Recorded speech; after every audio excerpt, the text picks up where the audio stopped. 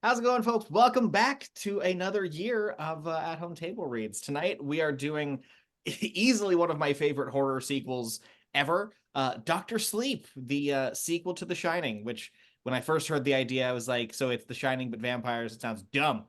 I was wrong. This was a really cool movie, and I can't wait to do this reading tonight. So let's jump right in to introducing ourselves. I'm Angie and I'm action description. I'm Logan. I'm going to be Dan. I'm Nicole. I'm Rose. Hi, I'm Anne. I will be Abra. Hello, I'm George, and I'll be Crow. I'm Cate, and I will be Andi. I'm Erik. I'll be Grandpa Flick. And I am Travis, playing Billy. All right, well, Angie, take us away. Doctor Sleep by Mike Flanagan, based on the novel by Stephen King. Exterior campsite, afternoon. A lush campsite in the woods, a smattering of RVs and campers, a few tents, spaced out from each other for privacy. Legend, 1980. Violet, 7, steps out of a small camper, heading away as her mother leans out the door.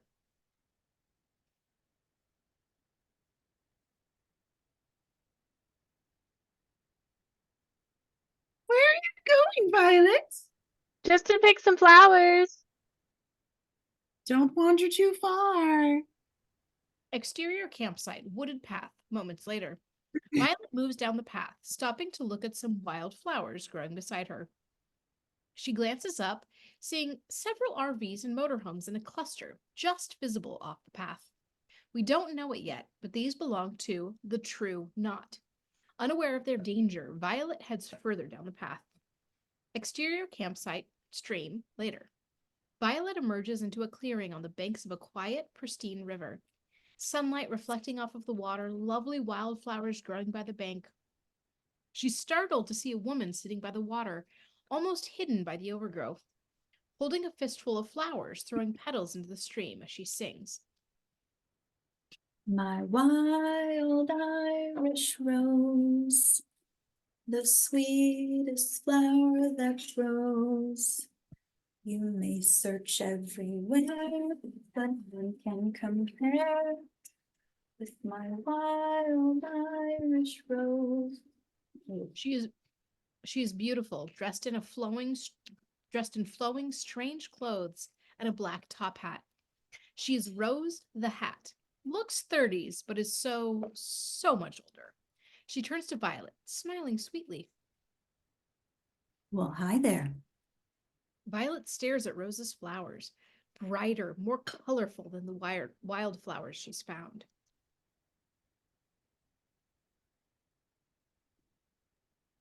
Where did you find those? Oh, these?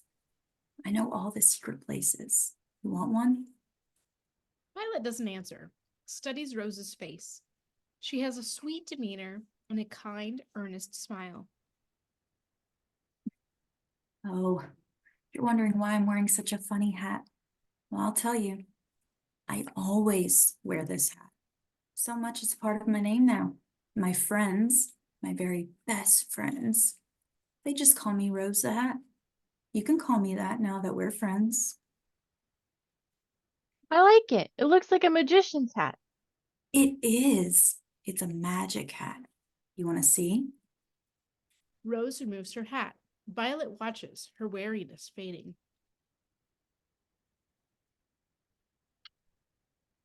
Take a look. Nothing in my hat. Nothing up my sleeves. Violet steps forward again so that she can see inside the hat. It's empty. Rose turns it over, shaking it for effect. A snapping branch draws Violet's attention. She turns, seeing a man lurking at the edge of the woods, staring at her. He is Crow, 40s, dressed in dirty clothes, perfectly still. Don't worry. He's my friend. You're missing the trick. Reach inside. Violet hesitates and then reaches her hand out into the hat, pulling up a handful of beautiful flowers. Wow, they're so pretty. Because they're special. Speaking of special, you're a little magic too, aren't you? Rose reaches into the hat, her hand disappearing from view. The flower in my hand. What color is it? It's okay, honey. You won't scare me. Not like Mom and Dad.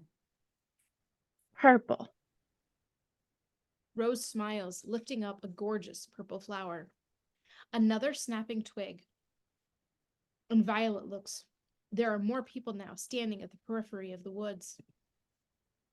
Violet, like you. She turns. She doesn't remember telling Rose her name. Rose turns over the hat, and flowers pour out of it onto the ground. Violet's eyes light up. She stoops, picks up a few of them. Rose does the same, and eats a flower right off the stem. You don't eat flowers, Oh, but you do. but these are special. The special ones taste best.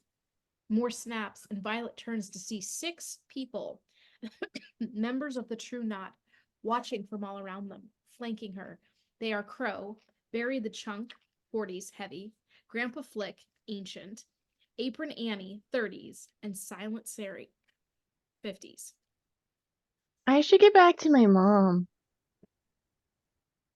She starts to pull away, but can't.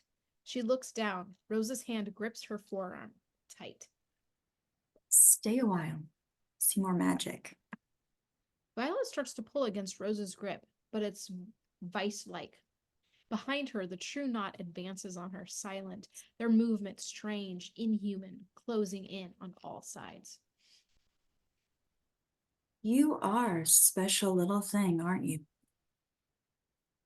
She squeezes Violet's arm as the pale faces speed up, barreling toward her silently. Rose's fingernails draw blood on the girl's forearm, and Rose is still smiling. Exterior campsite later. Violet's mother walks up the path, a little concerned. Violet. Silence. She glances down at the wildflowers growing by the path, frowning to herself. Behind her, we see the True Knot's RV driving away. She barely glances at them. Violet. As her panic grows, a small group of RVs exit the campground unnoticed, and she heads deeper into the woods, calling for her daughter that will not answer. Cut to exterior Overlook Hotel, night. Snow. Snow as far as we can see, so bright in the moonlight it almost seems to be giving off its own light. The camera floats above it, tilting up to reveal the Overlook Hotel, half buried in the snowfall. Interior Overlook Hotel, corridors, night. The camera follows a boy on a tricycle. We recognize him immediately. Young Danny Torrance. 5, riding his tricycle down the familiar hallways, turning corners, moving fast. He comes to a stop in front of a specific room, 217. We gradually realize why he stopped and why he stares. The doorknob is turning so slowly. As he watches, the door creeps open, revealing a abysmal darkness within. And then, just as slowly, a figure starts to materialize in the inky blackness. A grotesque woman, naked, green with rot, dripping wet. Just barely stepping out of the dark when... Interior Danny's bedroom, Florida, night. Danny's eyes fly open. He bolts up in bed, gasping from the nightmare, covered with sweat, his dreams still fresh. He catches his breath and quietly climbs out of bed. Interior condo hallway, moments later. A door, the name Danny, displayed in construction paper, opens as Danny steps into a small condominium. He heads toward the bathroom at the end of the hall. The door is closed as he approaches, and he slows down. Surprised to see it closed, he steps toward the door, cautious, listening. And then, faintly, we hear a sound through the door, a quiet sloshing of water, like someone shifting in a bathtub. Danny hesitates, afraid to open the door, but telling himself that he's being silly, that it's all in his head. He slowly turns the knob and opens the door, revealing a woman in the tub sitting in the dark, lit only by moonlight. Obscured by the shower curtain, she slowly reaches up, pulling the curtain back. We know who she is. Mrs. Macy, the woman in the tub. Her skin green and bloated, her hands purple with coagulated blood, her eyes dead and white like a fish's belly. We can almost smell the putrid rot as she grins at Danny. The filthy water sloshes as she slowly stands naked, her body waterlogged and rotting. A purple foot lifts from the water, stepping down onto the bath mat. Danny's bladder lets go, a puddle forming at his feet. She lumbers toward him, and Danny closes the door, stepping back into the hall. He stares wide-eyed and terrified as a shadow appears under the door, filthy water leaking out as the doorknob slowly turns, left, then right. Danny covers his eyes, trying to will it away, even as he hears dead fingernails scratching at the door. A hand falls onto his shoulder, and he spins, screaming, into the face of Wendy Torrance, 30s, exhausted.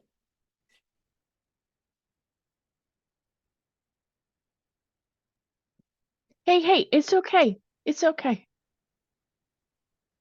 He runs into her arms. She holds him, alarmed and perplexed. Interior Danny's bedroom, moments later. Wendy pulls a fresh pair of pajama bottoms onto Danny. There, all dry. What happened?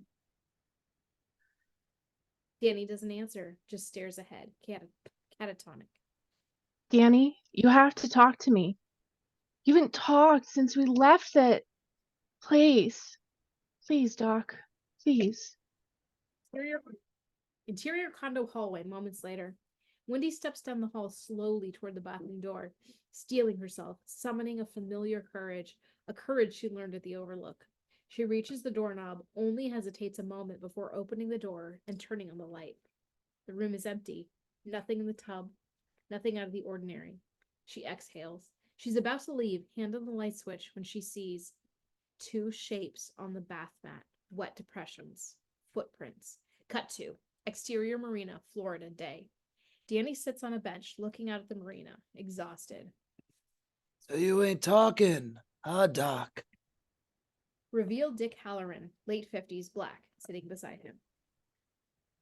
Weren't talking much the first time I met you either. Little boy, set to spend a long winter at that rotten old place, just him and his mommy and daddy. Daddy's dark as that boy is bright, and boy is he bright. He's shining like fire in the one place, the worst place, for a boy who shines. You remember the first time we really talked? When I spoke up inside your head? Danny nods. Dick smiles. And then Dick keeps talking, but his mouth doesn't move. He speaks in Danny's mind. Made you feel good, right? Knowing you weren't alone. Daddy tried to kill me. Dick notices that Danny used his outside voice and follows suit, no longer talking in his head. It wasn't all him, you gotta know. That place fed his dark like it fed on your light. And he had some light in him too, just like you got some dark. We all got both. It's not done with me. It ever strike you funny how I showed up when I did? When you needed me? Someone did that for me too. My grandma taught me, and I tried to teach you, and someday, Danny Torrance, you'll teach someone else. I won't. Oh, you won't, huh? I won't shine. I mean, no more. It's dangerous. Reckon it is sometimes. She found me. She'll come back and come back until she gets me. You're right. Overlook's condemned. Boarded up, they're starving old ghosts, and they're reaching out for you. Don't stop with her either. Pictures in a book. You said they were just pictures in a book and they couldn't hurt me. Thought they was. They aren't. They're real. Some things, dark things, the shining's like food. They're mosquitoes landing for blood. The Overlook, it was always just pictures to me, but I didn't shine like you. Nobody shines like you. So you, in that damn hotel, you was like a 1,000,000-watt battery, all plugged in, and it ate it up. You made it real. Start as soon as you walk through that door. Can't do nothing about that. I'm sorry to tell you that, but you're not a child. You're older now, much older in a way, but you gotta hear this. World's a hungry place, and the darkest things are the hungriest. and they'll eat what shines, swarm it like mosquitoes or leeches. Can't do nothing about that. What you can do is turn what they come for against them. Danny looks up at Dick. His old eyes are sad, weary. My grandfather, he was mean so a bitch. Dark inside, same type of dark as your dad. Beat me senseless, and my grandma too, and when he died I danced, but he kept on coming back. Standing in my rooms, suit all gray and stinking from whatever mold was growing on him in that box. One day he grabbed me and he was real. His nails were overgrown, growing long in the grave, and they cut me, Doc. Cut me deep. And Grandma, she taught me a trick. Gave me a present. He reaches into his coat and removes a small metal lockbox, very old, rusted, and a key on a chain. I want you to know this box. Inside and out. Don't just look at it. Touch it. Stick your nose inside and see if there's a smell. Know every corner, every single thing. Why? Because you're going to build one just like it in your mind. One even more special. So next time that bitch comes around, you'll be ready. Let's get you back to your mama. Wendy will worry, and she shouldn't have to worry another day in her life. That woman seriously has paid that debt. They stand from the bench, walking back toward the shops. Further out, Wendy is looking wildly around as she spots Danny approaching. She rushes toward him, relieved. We realize that Danny is walking alone. Dick is gone. There you are. Where did you go? She hugs him as we pan off of them, resting on a tattered missing poster on a light post, a poster of Violet's face. Cut to interior condo living room, another night. Danny and Wendy sit on the couch, snuggling as they watch a Bugs Bunny cartoon. Wendy laughs at the show. Danny smiles. Content. Better. And then he looks up toward the hallway. I have to pee. He hops up, and Wendy watches him go, a little concerned. Interior condo hallway, moments later. Danny turns the corner, looking at the bathroom door. It's slightly open, and he sees what he knew he'd see. Mrs. Massey in the tub, barely visible through the door. He takes a breath and walks toward the bathroom. As he nears, she sits up, grinning with her rotten teeth. Danny steps into the door and climbs. As she climbs to her feet, filth and water dripping from her. Hi, Mrs. Massey.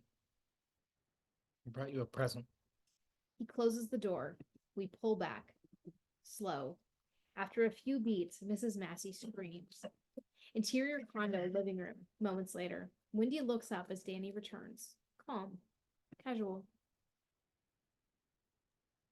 You okay, Doc? Yeah, Mom. I'm okay. He climbs onto the couch, resting his head on his mother's shoulder. She can tell he's okay, truly okay.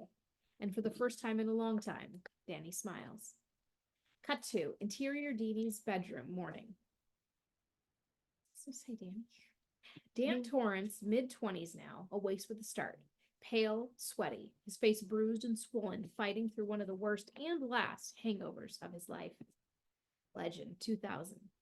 He's in a filthy apartment, a dirty mattress on a dirty floor. He coughs, dry heaving as he holds his throbbing head. He rolls over and stops as he sees Deenie, early 20s, frail and sickly, asleep next to him, also naked.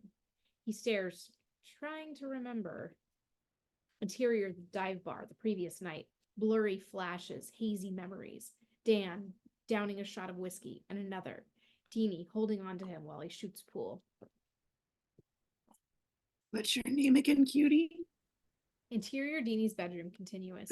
Dan stares at her. There's vomit next to her mouth, staining her pillow, as the sight and smell hit him. Interior Deanie's bathroom, moments later. Dan pukes into the toilet, spitting out a vile mix of bile and whiskey. Fumbles for the handle, barely manages a flush. He throws water on his face, looking up in the mirror and seeing the cuts and bruises. One eye almost swollen shut. He reaches up, perplexed, touching the wounds.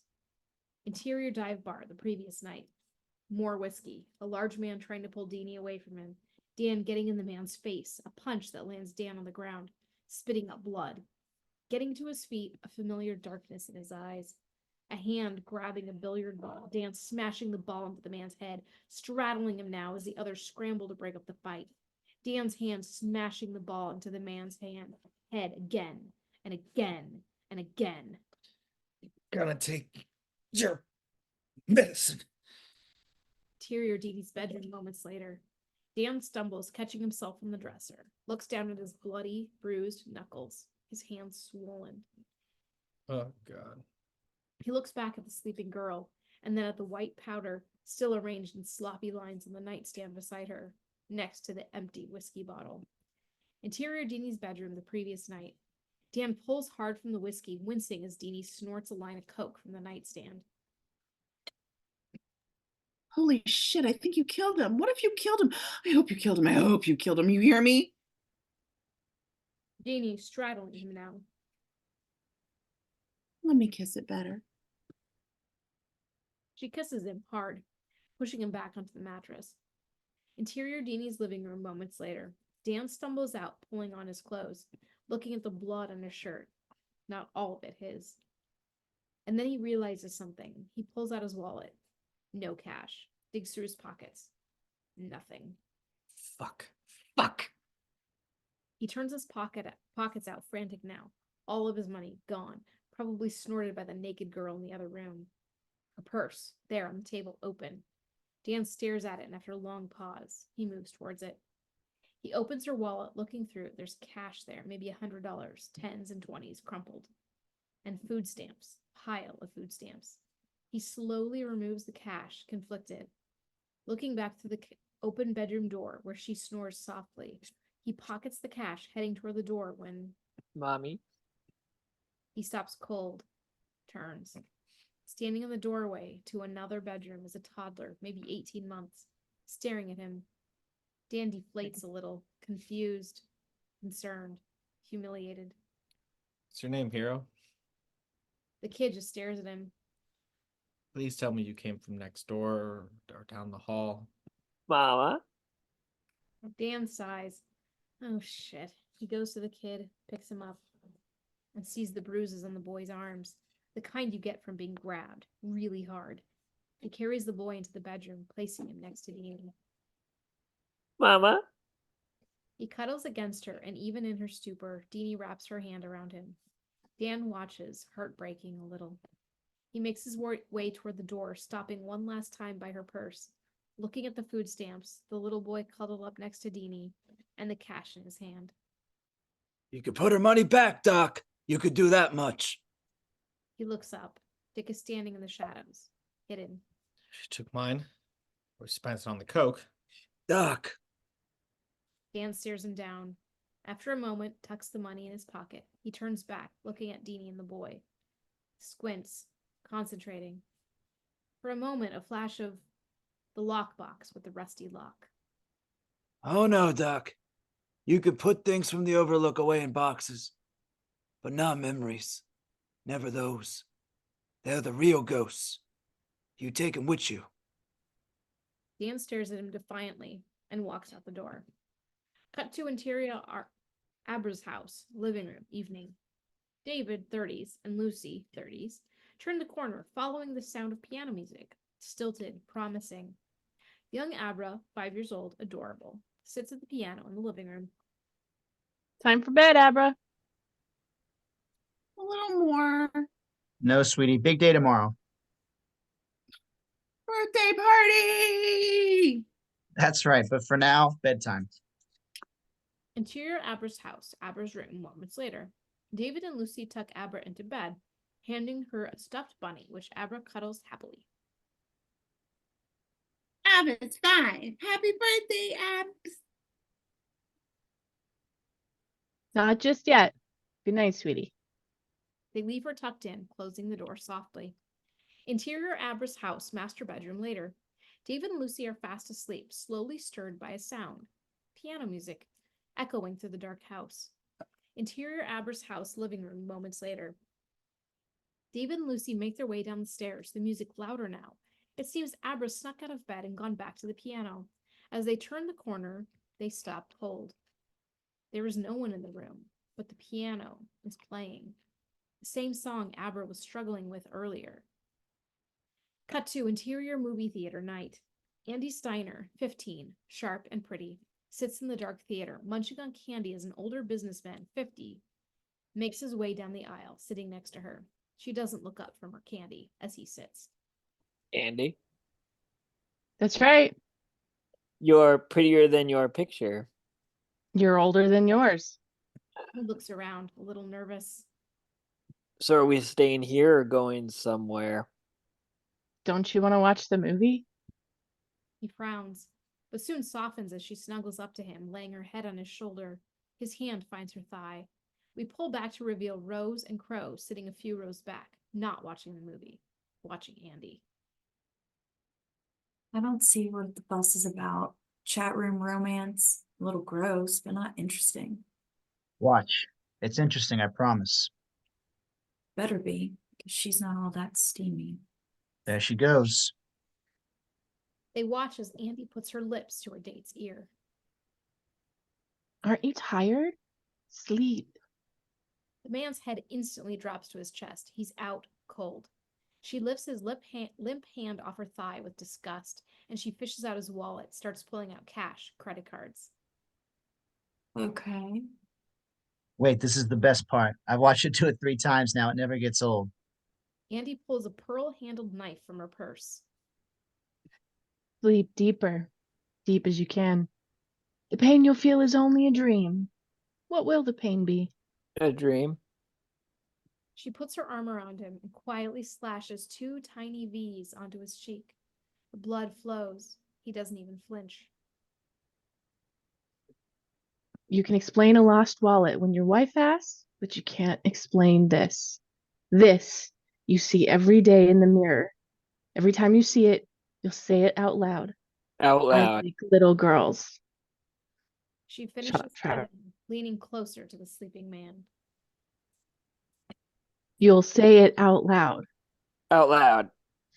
And the next time you go looking for a little girl online, you'll remember that time you got bit by a rattlesnake in a blue skirt and a white blouse whose face is blank. She kisses his bloody cheek, standing from her chair, quietly leaving the theater. Rose and Crow watch, impressed. That is interesting. Exterior movie theater, moments later. Andi walks in the afternoon sun. The street is crowded. She's in a city. Behind her, Crow approaches. Excuse me, miss. Miss, She ignores him, walking faster. you left something in the theater.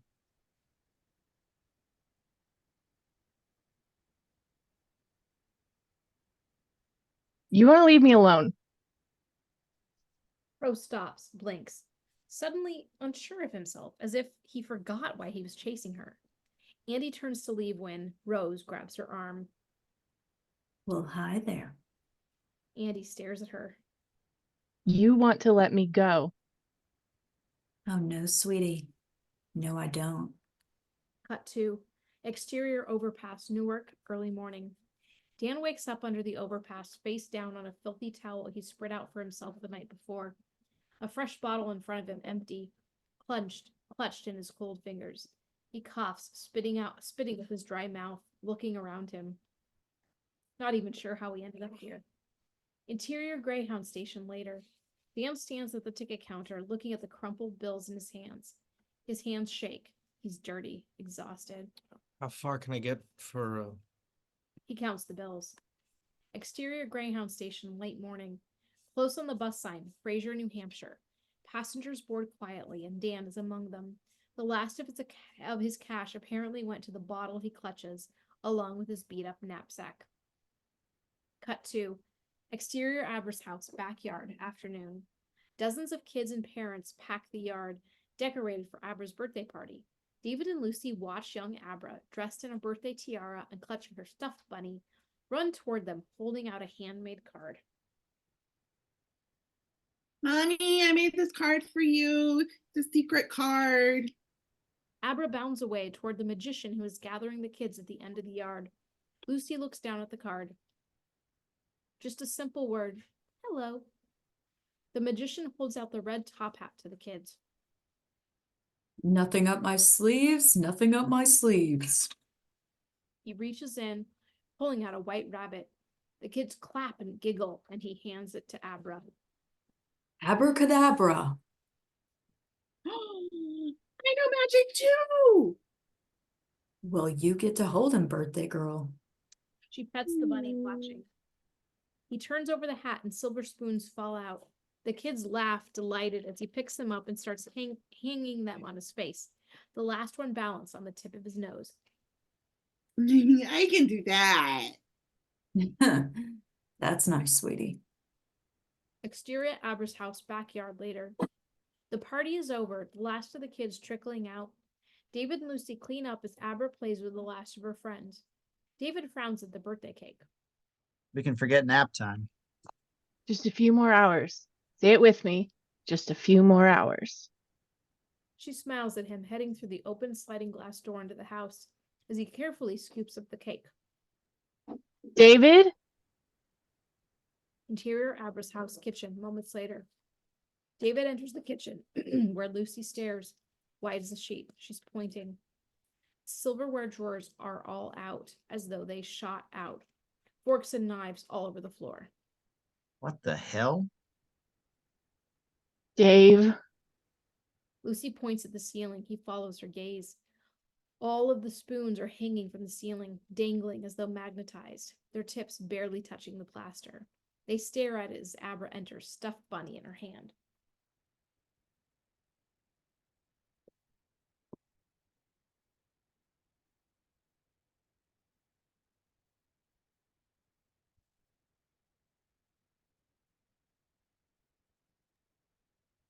Sorry. Abracadabra. Honey, did you do this? Abra's smile fades. Her lip starts to quiver. Am I in trouble? They stare at her, not sure what to say. She starts to cry and to really let loose. All of the spoons fall down at once, crashing to the floor. Cut to interior Greyhound bus simultaneous. Dan startles awake in his seat, sensing something that woke him, as though reacting to the falling spoons. Cut to exterior campground, Long Island, simultaneous. Rose stops in her tracks as she heads over to the RV, also sensing something, looking over her shoulder, a passing thought, but something.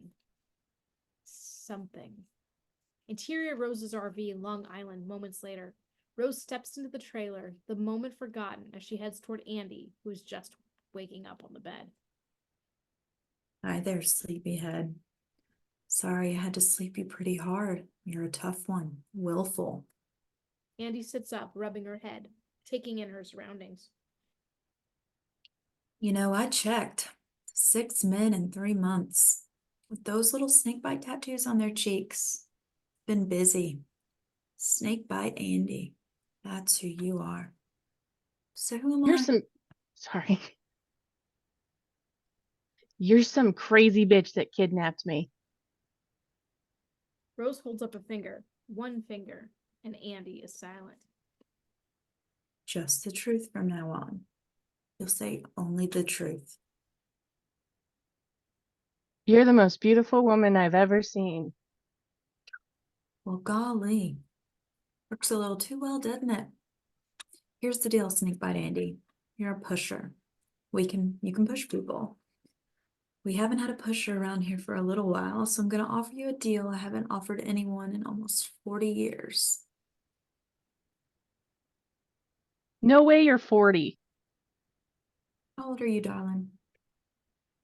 15. 15. God, what an age. Springtime of your womanhood, isn't it? Not a girl anymore, but you don't have a single dent yet either. Gravity hasn't even noticed you. Not at 15. Men, though. Andi lowers No. her head. No shame. And you paid that back, didn't you? What I'm offering you, Snakebite Andi, is just that. Springtime. Springtime forever. 10 years from now, you'll still look 15. 100 years from now, maybe you're 17. Live long, stay young, eat well. Sounds too good to be true. I know it. So you and your friends out there, Not my friends. They're my family. We're the true knot, dear. true not. What's tied can never be untied. Andi laughs. Rose, though, isn't laughing. Do I have any other choice? Only bad ones, dear, but it's better if you want it. It makes the turning easier. Does it hurt? Rose smiles and lies. Not at all. Cut to exterior teeny town, Fraser, New Hampshire, evening. Dan steps away from the bus station, tired, beaten, shuffling through town, not even sure where he's going. It's the main street, New Hampshire, the evening hours, seeing the streets mostly deserted. A small town with character. He stops at a sign, visit Teeny Town, Fraser's small wonder. He looks beyond it, smiling to himself as he beholds Teeny Town. It's a miniature replica of the very street he's on, a tiny representation of the town he's in. Around it, a small train designed for toddlers, resting idle on its tracks. Dan smiles. It's strange, but welcoming at the same time. He crouches, examining the locomotive. You like it? Dan spins to face Billy Freeman, late 40s, kind. Sorry, I was just. That's okay. People love to look at it. Model train buffs. Usually we keep them in the summer when the place is jumping, but this time of year there's no we just me and I don't mind. Billy Freeman, town maintenance. Dan Torrance. Just off the bus, or are you riding your thumb? Bus. What does this thing have for an engine? Now that's interesting. You ever heard of the Chevrolet Venero? Brazilian Suburban, wasn't it? Turbo diesel. Yeah, that's right. Instruments panel from Suburban 2. Seats I put in myself. What brings you to town, Dan Torrance? Not sure yet. Not many take the bus this far north unless they're looking for work. You looking for work? Yeah, I am. Place to stay too. Change of scenery, or are you running away from something? Don't mind my asking. I hope new faces all, Running away from myself, I guess. Yeah, I know that look pretty well, sorry to say. Running away from yourself's a pickle. You take yourself with you wherever you go. Ain't that the bitch? I know Mr. Kingsley from the program. He helps folks out now and again if they're worthy of help, that is. You got references? Few. Mostly janitorial, hospital orderly stuff. Interior Dan's room, Elliott Street, evening. Dan stands by as Mrs. Robertson, 40s, gives him a tour of the lofty room.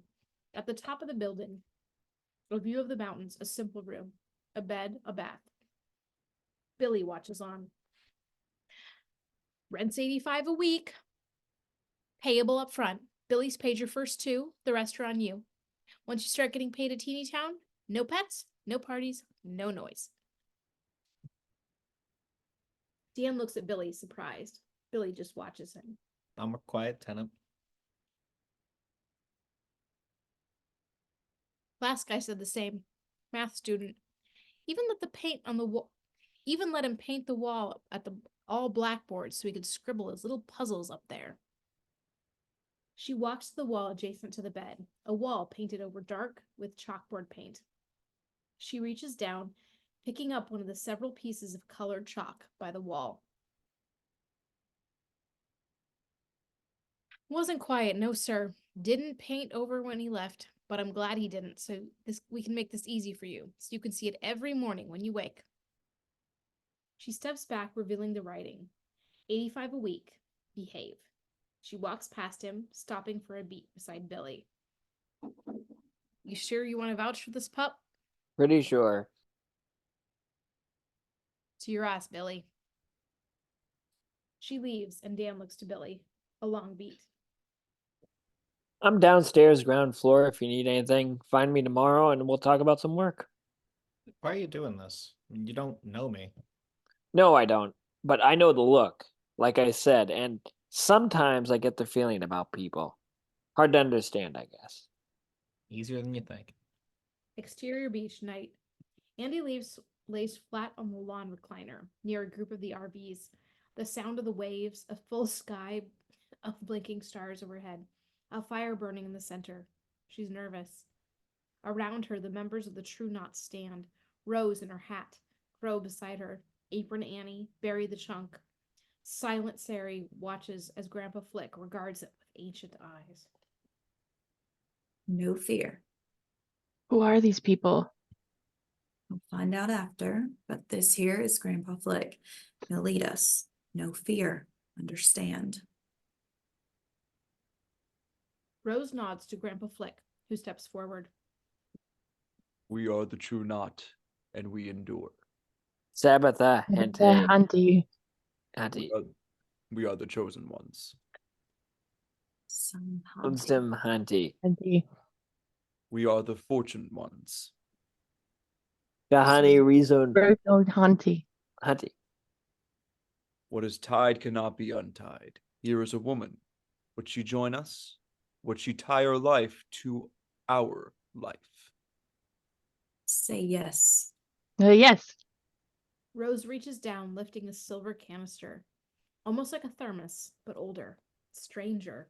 She holds it near Andi's face. Rose turns the valve onto the canister. Small, rueful sigh, and a puff of silver mist escapes. But it doesn't dissipate into the night air. It hangs. This one is special. Her name's Violet, and there's not much of her left. She tastes like flowers. Rose gently purses her lips, blowing the pocket of mist softly. It floats around Andi's face. Breathe deep. After a beat, Andi breathes it in. Rose holds her down. Embrace it. It's the only way through. Andi screams in pain, shaking violently in the chair. Take steam or die. Andi convulses, and as they stare at her, her skin begins to change, becoming translucent, transparent, in flashes cycling between human and something else. We can see her skull screaming under the skin of her face. Cut to interior Dan's room, Elliott Street, later that night. Dan is asleep in bed. Out the window, snow falls hard. A shuffling sound in the corner slowly stirs him. He opens his eyes, squints into the darkness. There's nothing. But he becomes aware of something else. Flies. Buzzing around him, he realizes someone has their arm draped over him, a dead arm, rotting. Flies crawling all over it. He carefully reaches down, trying to lift the arm away, while he starts to roll over and see the rotting skin of a naked young woman laying beside him. He slowly tries to drop to the floor beside the bed, almost extracting himself from her grip. When her dead hand grabs his arm, he shouts, and she slowly rolls over to face him. It's Deenie, eyes clouded over, blood and vomit coming from her nose and mouth, like she died of an overdose. She smiles, and when she speaks, she's speaking through phlegm. They haven't found us yet. He gasps, closes his eyes, but she grips harder. When he opens his eyes, her face is inches from his own. They weren't into hearing him cry because I left him alone so much. They didn't do anything and they haven't found us yet. He stares. The flies crawl over her open, sightless eyes. Dan notices something else, a smaller hand, also pale and rotten, clinging to Deenie. She reveals the toddler cuddled up against her, dead as well. Mama? Dan screams, and screams. The room is empty. He shakes on the ground, overwhelmed with horror. Crawls fast toward the bag at the foot of his bed, grabbing for the bottle of whiskey, half full inside. He pulls off the cap, bringing it towards his lips. But stops this time. Stares at it for a long time. Cut to interior hallway, Elliott Street later. A hand knocks on the door. After a few long moments, the door opens, revealing Billy. Blinking at the late hour, Dan stands in the doorway, tears all over his face, at rock bottom. You said you knew my look. What you mean? You're sick, you're tired. I can see that much, but are you sick and tired of being sick and tired? After a long beat, Dan says the words he struggled to say for so long. Most important words he'll ever say. I need help. Billy nods, smiles gently. Come on in, let's talk about it. He steps aside, and Dan comes into the room. Cut to interior AA meeting another night. A group of recovering addicts sits in a dimly lit church basement. At the podium, the moderator, Dr. John, mid-60s, stands to speak, leading the group in the prayer. God, grant me Grant me the Serenity to to accept the things I accept the cannot things I cannot change. Courage Courage to change the things I can. and And wisdom wisdom to know the know the difference. difference. Dr. John smiles at the room, holding out a box of chips. Anyone here of a year? 6 months? An addict gets up, applause as they take their chip. 3 months? 30 days? Congrats, brother. He looks out at the group. And now Now for the now for the most important person in the room. Anyone here a newbie? Someone got 24 hours? reveal Dan sitting beside Billy, tears in his eyes. Billy smiles encouragingly, and after a moment, Dan stands up. Interior AA meeting later. Dan and Billy stand by the coffee machine, looking down at the one-day chip in his hands, turning it over. Around him, small talk and handshakes, some hugs. Dr. John approaches, pouring his coffee. Billy says you're new to town. Dan. John. Dr. John's been serving the town most of my life, delivered my little brother. Small towns. How you holding up, Billy? Training's still running. Train's still running. Dan notices Dr. John rubbing his wrist. Excuse me. Frowning.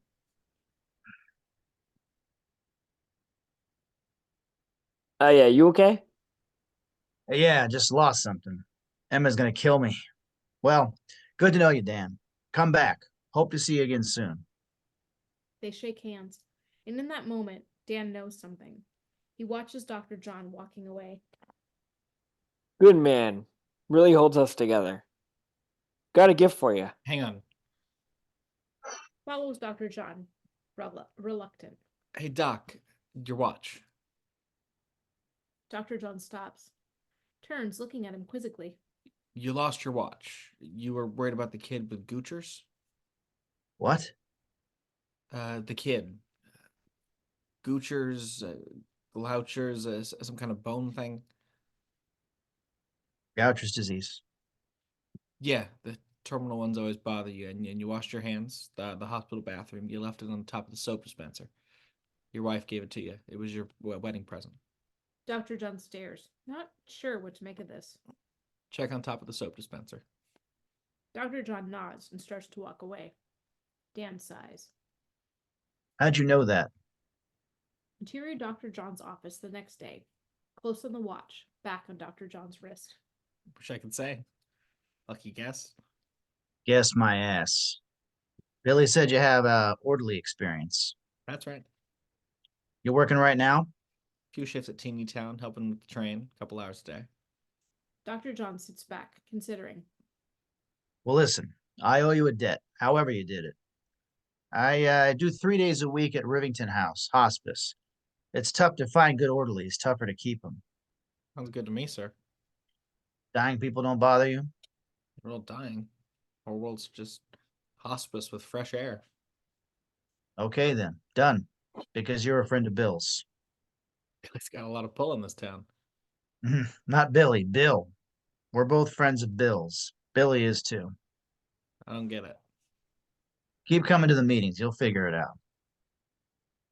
Exterior beach day. Andi lays on the recliner, the sound of the surf starting to bring her back. She blinks into the sun. The True Knot are enjoying the beach, looking like relaxed campers, grilling, reading, enjoying the sun and the sand. As they see her, they smile, some clapping. Well, hi there. Andi blinks. Rosa's hat almost blots out the sun. How long was I? Few days. You said it didn't hurt. Doesn't now, does it? I felt like I was dying. You did. You brought me back. Couldn't have done it on my own. You wanted to come, so you came. You'll feel better when you eat. She sits beside her, touching her knee, gently.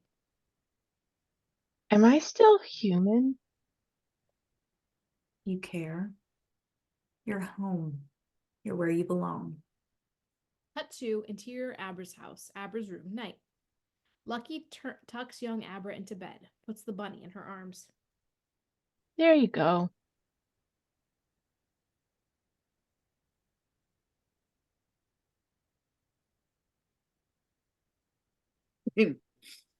What is it?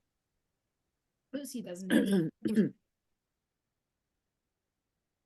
You're scared of me. We love you more than anything in the world. You hear me? Anything. I didn't do spoons. I was just pretending it was me, but it was the real magician from the party. It was a birthday party trick you did for me and you and Daddy, and you shouldn't be scared. It wasn't me. It's a clumsy lie, a child's lie, but a kind lie. And part of Lucy appreciates it, even though she knows better. Good night, my heart. She kisses Abra and leaves the room. Cut to interior hallway, Rivington House, night. Dan mops the floors of the darkened halls, sparsely decorated, patients' rooms lined up on the left and right. As he does, he almost mops over a cat, who scuttles out of the way. Sorry, Azzy. The cat moves down the hall, scratching at a patient's door, before pushing it open and slipping inside. Dan moves along, lost in his work, as he passes the room, glances inside. An elderly patient, 80s, lays in the bed, and Ozzy the cat perches on the foot of the bed. Come on, leave him be. The cat doesn't budge. Shrugging, Dan starts to walk away, but stops. Feeling comes over him. Turns back, opening the door further. The cat just stares, almost like it's standing guard, waiting for something. Dan looks at it for a long time, and then steps into the room. Interior patient's room, Rivington House, continuous. Dan steps inside, feeling uneasy. The patient stirs.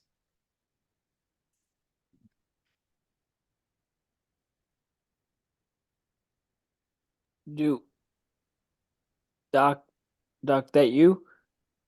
No, yeah, I'm not a doctor. Just cleaning up. You want me to call you a doctor? Come here, please. Dan steps toward him, leaning on the mop on the desk. The man looks sick, 1 foot almost in the grave. On my bed. I could take him out. No, I knew he would be. That cat always seems to know when it's time. Guess it's time. No, it's just Azrael being a silly old cat. No, it's been that way since I got here. The cat knows when it's time to go to sleep. Everybody knows that. I'm gonna die. Dan hesitates, then reaches out, taking the man's hand. Yes, you are. I'll get someone. Stay with me, please. Dan sits back down. Now it's coming. Doesn't make it less scary. I know what scared feels like, but I'll tell you what, maybe it's what you said. Just going to sleep. Nothing to be scared of. I'm sleeping. Maybe you wake up someplace better. You're a strange type of doctor. A doctor. I think you are. Doctor Sleep. You'll stay, right? The man sighs, relieved, looks up at the ceiling. I'm just scared, Doc. Scared it'll hurt or be dark or be nothing at all, and I don't wanna. Dan closes his eyes, concentrating, projecting. Nothing to be scared of. The man calms, listens as though it's in his own thoughts. Just going to sleep. Finally. True, restful sleep. Thank you, Doc. Thank you. I shouldn't be here. Let me get you a real doctor. No, this is exactly where you should be. Exactly. I see my wife. And then one long, rattling breath as Dan stares.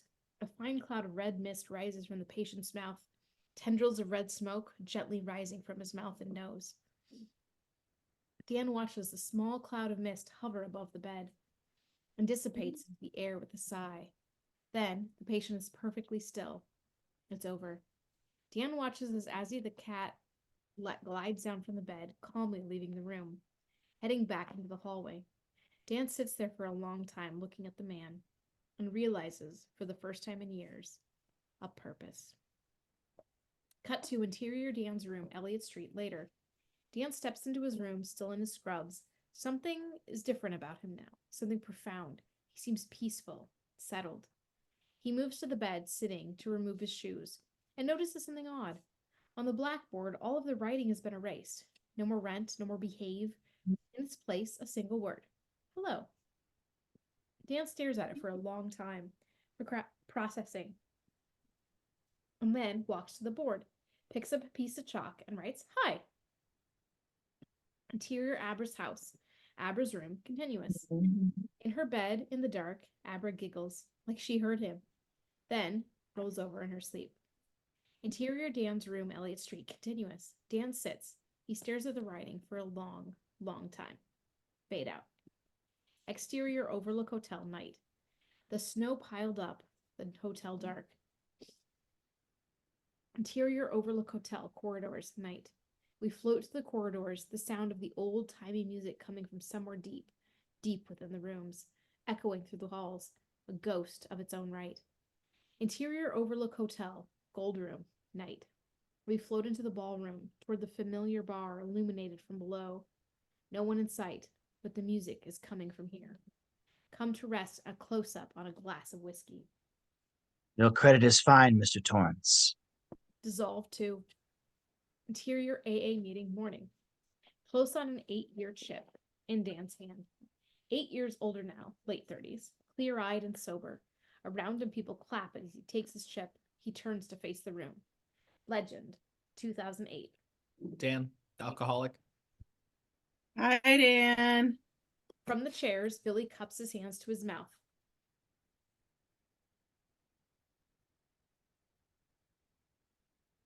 Speech. I'm not a speech guy, so I figured I'd hold the chip and talk about whatever popped up. So here I am. And thinking about my dad. I saw a chip like this in his hand a couple of months before he died. 5-month chip, I'm pretty sure. He hurt me once when he was drunk, broke my arm, and then he dried right out. He looks at the chip and then at the group. He died when I was 5.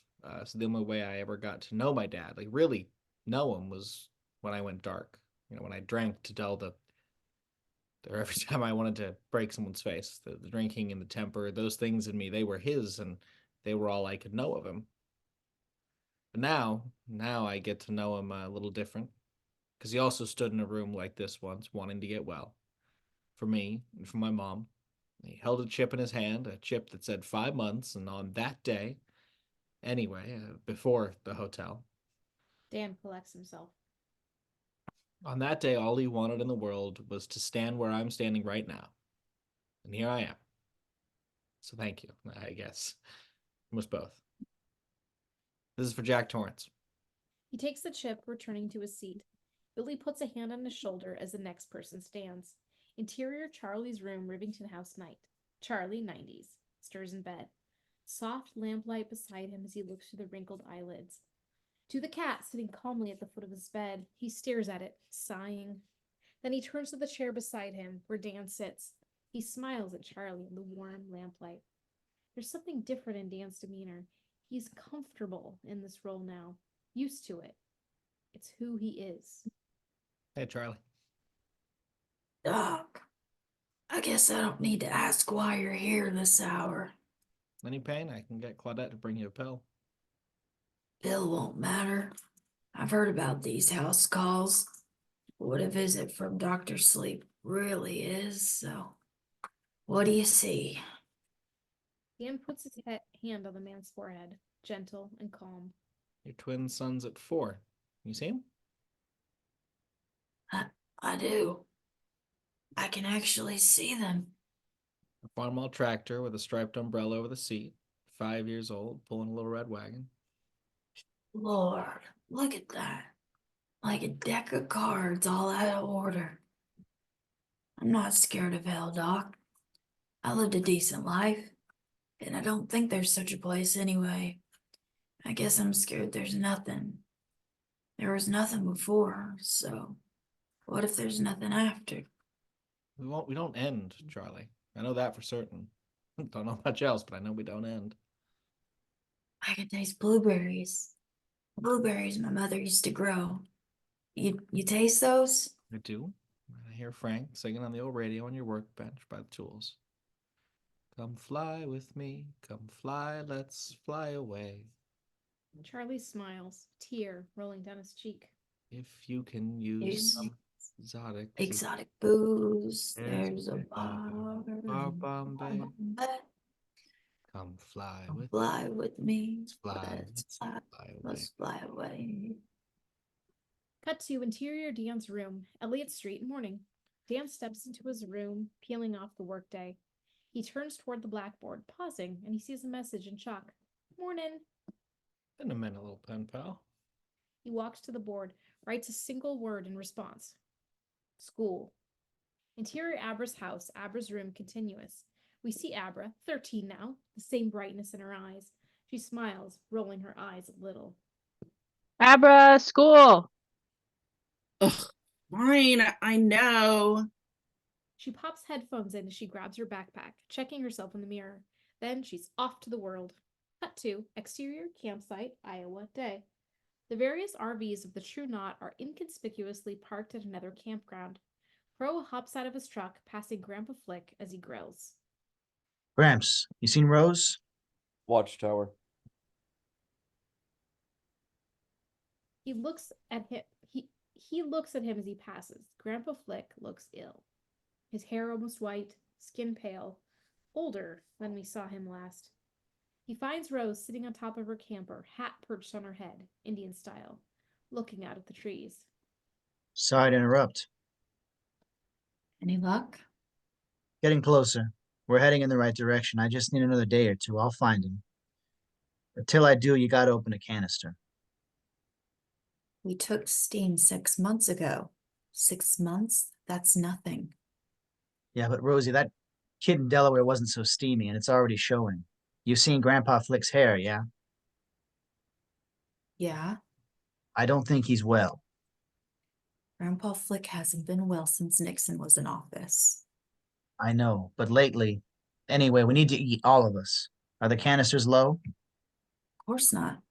Just no need to waste one if you're close to the kid. I might need it just to find him. Used to be more steam in the world. Don't be daft. That's like when rubes say 50 years ago people used to be more neighborly. But it's true, Rose. There's less steam out there, and weaker too. I don't know if it's their cell phones, or their diets, or their Netflix, or what, but I'm not picking up many scents these days, and the ones I do... I'll open a canister tonight, just to tide everyone over. He nods, relieved, heads back toward the ladder. You know it, Rose. Know what? That's why you sit up here every day. That's why you're always up here, no matter what you tell the others. The world's not as steamy, and you're looking for a whale. Rose watches him go and looks out at the trees. Interior Rose's RV, Iowa, that night. Rose looks at the collection of silver canisters. She sighs. There's only a few left. She picks up a canister and turns it over in her hands. Exterior Rose's RV, Iowa, later. The True Knot have gathered around the campfire. Rose stands at the center, looking out at the hungry faces of the group. They stare greedily at the canister in her hand. She crouches down, opening the valve, a hiss, and the silver mist leaks out, spreading like an umbrella over her. Take nourishment and endure. They gather around, descending on the mist, slurping it in. As they do, we watch their skin changing, becoming translucent, with the grinning skulls within visible as Rose steps back, watching, frowning. Cut to exterior baseball field, Iowa, another day. Kids playing baseball, neighborhood uniforms, a boys and girls club. We're watching the game, nothing unusual, and then we see Bradley Trevor, 12, step up to the plate. On the bleachers, parents and kids watch on. One of the spectators leans to the man next to him. Watch this kid, number 19. He's a natural. Hits it every time, like he can read the pitcher's mind. Reveal Crow sitting behind them, watching intently. At the plate, Brad smiles just as the pitch is thrown. and sends the ball screaming over the shortstop's head. The crowd cheers, and Crow smiles. See, you watch one of these days with some talent scouts going to get wind of Brad there. You watch. Behind him, Crow just smiles. He already has. Exterior secluded road, day. Brad walks along the road. Long rows of corn on either side of him, still in his uniform, carrying his bag and his glove, walking home, smiling. Behind him, we realize, is a vehicle approaching from the distance, a van. It slows behind him, and he steps up to the side of the road to let it pass. It pulls up beside him. Barry leans out of the passenger window. Hey, 19, just saw your game. You ready for the majors? Well played. Thanks. You heading home? Hop in, I'll give you a ride. Brad keeps walking, the van keeping pace. It's real close. I'm good. Sliding door opens, and Snakebite Andi leans out. It's okay. Brad stops walking, staring at her. We're friends. You want to hop in, and we'll take you right home. You can take me right home? You trust me. I trust you. He climbs into the van, and the door closes behind him, driving calmly away past the rows of corn. Cut to exterior abandoned ethanol plant, Iowa, later that night. The vehicle of the True Knot are parked at the old plant, nothing around them for miles. They all watch on as Barry gently lays Brad in the center of the circle. He's bound with duct tape, and he's weeping. Please take me home. I won't tell. Barry picks up the glove, number 19, carved onto the leather. Number 19, kid, you were good. Barry puts his hand in the glove, trying it on as Rose drops to one knee beside Brad, touching his hair. It's not personal. Rose steps away from him, looking out at the others with a smile on her face. She steps toward Andi, who watches as Crow hands Rose a small knife, short, but very sharp. She starts walking back toward Brad, who notices the knife. Yes. As the group tightens their circle around him, they hold flashlights so that Rose can see what she's doing. Pain purifies steam, dear boy. Fear too. So you understand. And just like that, she brings a knife to his torso. We stay on Brad's face as his eyes go wide, and we hear a faint slicing sound. He screams loud. So loud. Rose sits back, looking at his mouth and nose. Frowning, she reaches down and goes back to work, her hand moving off-screen as Brad's scream becomes guttural, primal. And then, as a scream of pure agony starts to cease, a tiny cloud, so small, of silver steam rises from his lips. Around him, the members of the True Knot greedily lean forward, their faces staring down, blocking up the sky, as they inhale. Good. Good start. Brad pants, eyes wide with shock and pain. His eyes travel down to where Rose clutches the bloody knife. We're just getting started. Interior Abra's house, Abra's room, night. Abra is asleep in bed as we push into a close-up. Her brow furrows. She's having a bad dream.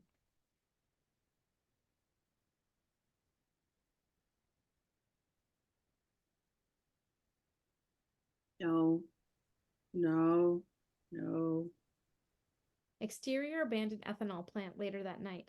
Brad's screams continue, becoming harsh banks of pain, almost inhuman. His eyes are wild, blood spraying up onto his chin and cheeks from Rose's work below. Another small cloud of steam rises, and again the True Knot lean downward, almost like a football huddle, breathing greedily as the steam spreads among them. Their skin becoming translucent just for moments, revealing grinning skulls and glittering eyes. Brad screams again underneath them, but it is pointless. Interior Abra's house, Abra's room later. Abra bursts up in her bed, hyperventilating, panicking, trying to shake the bad dream.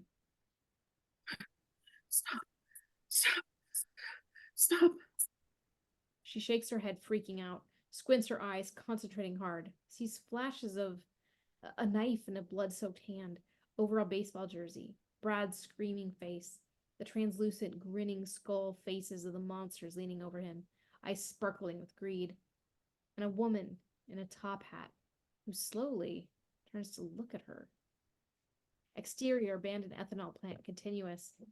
Rose suddenly stops her work, looks over her shoulder, as if she were aware someone's watching her. Pro notices her expression. What is it? Rose just looks up at him. Brad stares at the sky, tears and blood all over his face. Help me. Soon, dear. And then her hands go back to work, and again, his barks of agony fill the night as the knot huddles around him, greedily waiting for the next morsel of food to rise from his mouth. Interior Abra's house, Abra's room, continuous. Abra starts screaming her head off, thrashing on the bed, screaming like Brad is screaming, so many miles away. The lights turn on, and David and Lucy run in, terrified. Abra! Abra! Tony, stop them, Tony! Interior Dan's room, Elliott Street, night. Dan is asleep in his own bed when a blast, a shockwave, followed by a loud cracking sound as Dan hits the floor hard, grabbing his head in pain. Exterior abandoned ethanol plant continuous. Rose spins wildly over her shoulder. She felt it too. Interior Dan's room, Elliott Street, continuous. Dan struggles to his feet. Jesus. He stands, not even noticing that his nose is bleeding. His eyes go to the mirror on the wall behind his headboard, where something takes his breath away. He stares, all breath stopped in his head. In the mirror, he can see the chalkboard wall reflected. A word cracked into the very plaster, large and bold. Red rum. He stares at it and slowly turns away from the glass toward the wall, where the word murder stares at him. He walks to it, very slowly. Okay. Okay. Scared, he picks up the chalk and writes one word back. Who? He slowly turns, walking back to the bed, shaking. He sits down and makes himself look back at the wall, where the answer is already appeared in chalk. Baseball boy. Exterior abandoned ethanol plant later. Brad stares ahead as his body finally gives out. A long death rattle from his throat, and the knot leans closer, getting the last of the steam as it rises from his mouth, sucking it in. Rose sits back. Thought he had another few minutes in him. You made it 3 hours. We can't complain. She picks up the silver canister. She looks up at Grandpa Flick, whose hair is light brown again, silver long gone. His wrinkles seem better, smoother. He even looks 10 years younger, easy. As they disperse, Rose presses on the boy's chest, looking for little traces of steam that might be hiding inside. She holds the canister and the steam rises. Interior Abra's house, Abra's room, continuous. Abra rocks back and forth, sobbing as her parents hold her.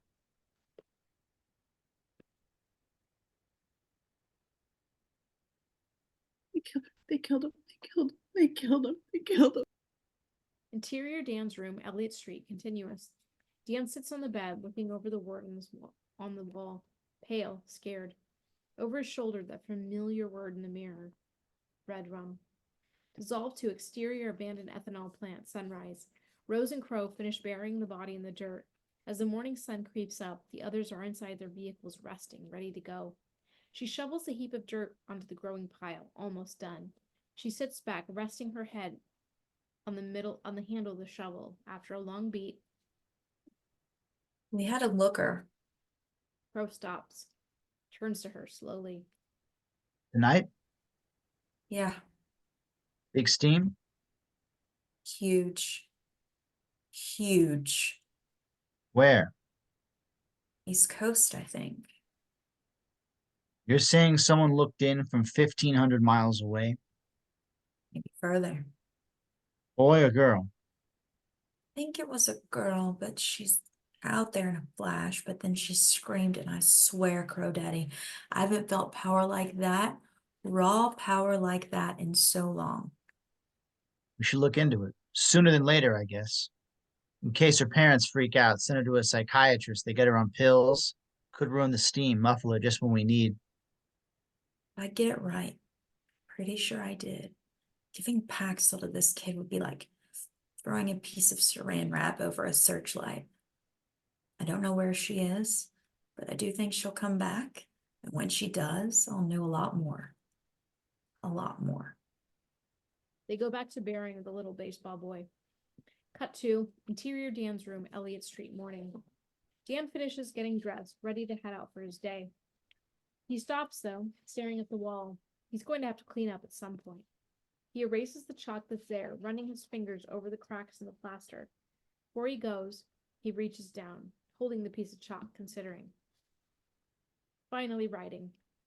As he heads for the door, we reveal the words he wrote. I hope you're okay. Your friend, Dan. Interior Abra's house kitchen later that morning. Abra bounces to the kitchen where Lucy sits at the table, sipping coffee, watching her daughter carefully. Morning. She watches as Abra heads to the fridge, grabbing some stuff. Oh, guess what? I made a new friend. His name's Dan. At school? No, he doesn't live here. I mean, he lives close. Fraser, I think. No big deal. Are you okay? Last night, I'm okay. I'm sorry about that. just a nightmare, huh? Abra, I know that head of yours is like a radio sometimes, and you pick up some weird stations. I told you I don't. Nothing weird like that. Not anymore. I only need to know you're okay. You're safe, right? You're okay? Of course, Mom. I'm gonna be late. She bounds out of the kitchen. Lucy watches, frowning. Interior school library day. Abra sits at one of the library computers, headphones in her ears. Around her, other kids form small pockets, talking and living their normal lives. But Abra is on the outside. Abra takes off her headphones, looking around the room. We realize why she prefers the music. She can hear their thoughts. We catch snippets, and she scans the room. My God, I've got to study. If I don't study, I don't know. T2, running play. Hand up to 11. Coach is going to kill me if I don't get these. Come on. Why doesn't he like me? My hair? I should just my hair. She looks at the other kids, trying not to notice the occasional stare. She stares at one girl. She hears, The freak is staring at me again. What is she staring at, freak? Abra quickly turns away, pulls the headphones up, and the chorus of thought whispers is drowned out. She turns back to the computer and looking at the National Center for Exploited and Missing Children. She scrolls through listings, the faces of the nation's missing children. So many. Interior Abra's house, kitchen, evening. Abra comes to the door. David sits at the table, doing some work on his laptop. Hey, Abadoo. Hey, Dad. School okay? How's the book? Good. I'm writing about Charleston and the Black Bottom. She opens the fridge, grabbing a soda. I'm gonna start my homework. He watches her go. That's good, sweetie. Think Harvard in 3 years. We'll see. Interior Abra's house, Abra's room night. Abra sits on her bed, music playing in her ears. Her books are laid out on the bed around her, but she isn't studying. She's looking at the printout she took home from the library, the printout of the missing persons report. Bradley Trevor, age 12, race, Caucasian, location, Bankerton, Iowa. You were special. Like me. She holds onto the picture, laying down on her back, getting comfortable, reaches out, touching the picture, and after a few moments closes her eyes. A flash, Bradley tied up on the floor of a vehicle. Abra opens her eyes, startled, wasn't expecting that. She looks down at the picture again and brings her fingers back to the image, touches it, closes her eyes again. Flashes of cornfields rolling by, the rumbling of the van beneath her, a baseball glove on the floor of the van. She opens her eyes, takes a deep breath, lays completely back, holding the picture, squeezing, her eyes closed. Her eyes fly open, completely white, rolled into her head. Flashes of a baseball field, cornfields, a long road. Exterior, abandoned ethanol plant, night. A bird's eye view of the abandoned plant. The line of vehicles moving through the dark, no headlights, RVs, campers, a van. Pulling past a sign, no trespassing by order of the Canton County Sheriff's Department. Another sign beyond it. Interior Abra's house, Abra's room continuous. Abra convulses slightly on the bed, eyes rolled over white. She grips a pen, scribbling on the printout without looking. Organic Industries, ethanol plant number 4. Closed until. Exterior abandoned ethanol plant night. Further notice reads a sign that Abra is transcribing. The image comes in a flurry now, Bradley screaming, dirt shoveled into a hole in the baseball glove, the caravan leaving in the morning light. Interior, Abra's house, Abra's room, continuous. Abra gasps in a breath as her eyes go back to normal. She stands, shaking it off, tears in her eyes. She heads to the window, looking out at the street and the mountains in the distance, and we can tell she's angry. She grips the window, knuckles turning white, and she stares at the street. Her eyes roll back again. And the room pivots, rolling upward as though the whole house is rotating toward the sky. Abra holds onto the window as the room rolls around her, hair falling back behind her like she's hanging from the ceiling. When she opens her eyes, she's not home anymore. She's in supermarket, evening. A supermarket, just a normal supermarket. Lit by fluorescent lights, shoppers milling about. Abra's floating forward down the aisle, and she looks down to see hands holding a shopping cart. Not her own hands, though, the hands of a woman. Reveal Rose pushing the cart, loaded with basics. As she goes, she slows down, a strange look on her face. She looks around, trying to shake the odd feeling she has. She starts pushing the cart again, turning a corner, looking out at the ice cream in the freezer. She reaches up as though to open the freezer doors, but rests her hands on them, exactly the same way Abra was holding her window. Rose closes her eyes and sees a flash of Abra Street with the mountains beyond. Well, hi there. In the reflection of the glass freezer doors, Rose can almost see Abra's face looking back at her. Rose reaches up to the reaches up and back to touch the top of her head. Interior Abra's house, Abra's room, continuous. Abra stares at the window, eyes rolling over white, when a hand gently rests on the back of her head. Abra screams.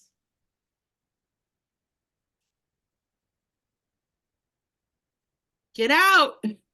Interior supermarket, continuous. Rose is knocked backward as the glass of the freezer door shatters before her, bottles and containers exploding within. She hits the ground, shocked, blood running from her nose. Interior Abra's house, Abra's room, continuous. Abra backs away from the window, her eyes wide with fear and defiance. Breathing heavy, she shuts her eyes and shouts.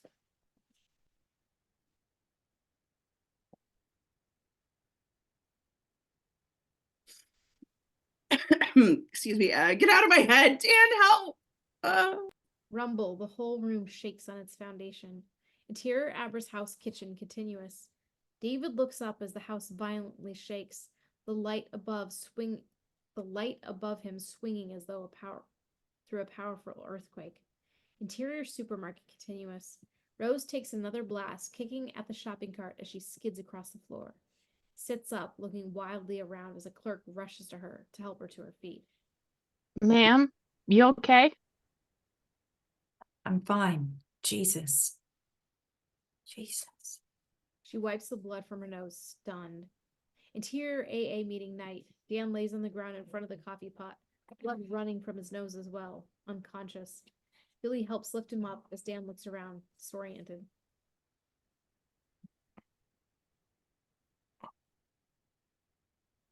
You okay, Denio? Yeah, what happened? You just dropped. I thought you was having a stroke. Dan gets to his feet, wipes the blood from his nose. Who's Tony? Dan looks at him, surprised. You keep saying, please, Tony, help. Sorry about that. I'm good. Cut to exterior campsite night. Rose steps out of her truck, heading toward the camp. The others mill about, but the crow can tell right away something is wrong. The blood on her face and her shirt.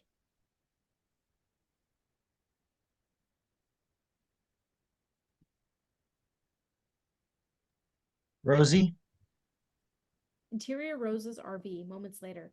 She shuts the door, pulling off her bloody shirt. We've got a problem. Talk to me. The looker, she found me again. I'm minding my own business, buying groceries, and there she was.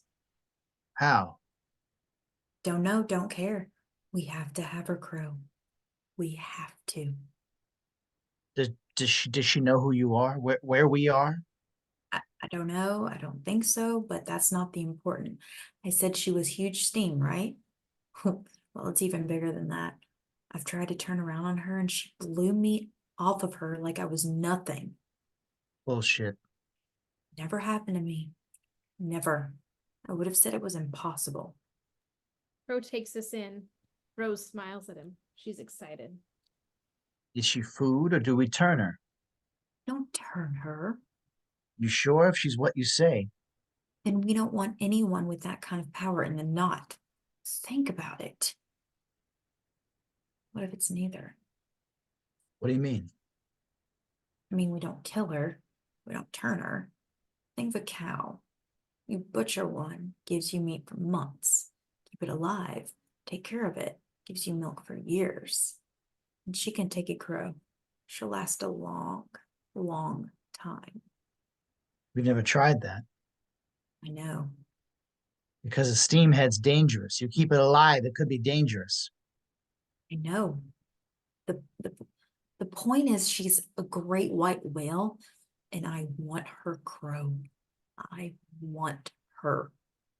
Cut to exterior school another day. Abra gets out of her mother's car, backpack over her shoulder. She heads toward the school. Have a good day, sweetheart.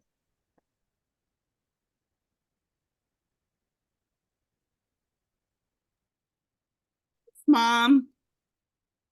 She watches her mom drive away, and once she knows she's gone, she starts walking away from the school, up the street. Exterior bus station later. Abra approaches the ticket counter at the bus station. Exterior bus station, Fraser, New Hampshire, late morning. Abra steps off the bus, looking around the main street of Fraser, closing her eyes, feeling for something.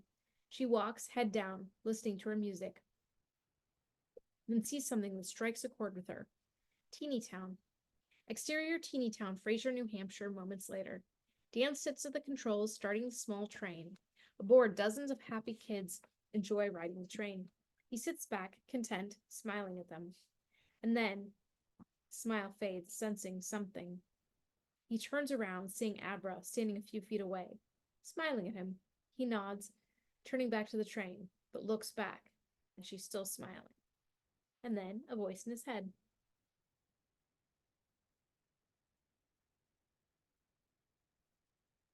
Hi.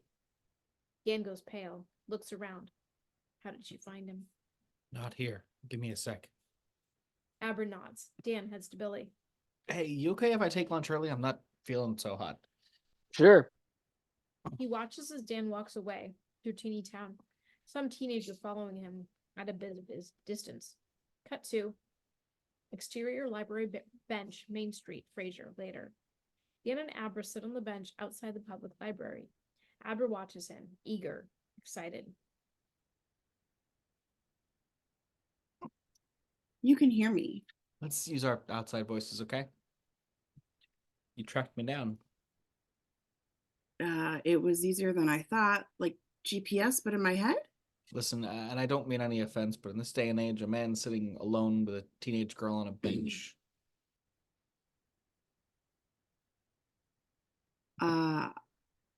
I'm Abra Rafaela Stone, and you're my uncle, Uncle Dan, and that's not even a lie. Not totally. In science, last year, Mr. Stately told us that all humans share the same genetic plan, and he said that the things that make us different are very small things.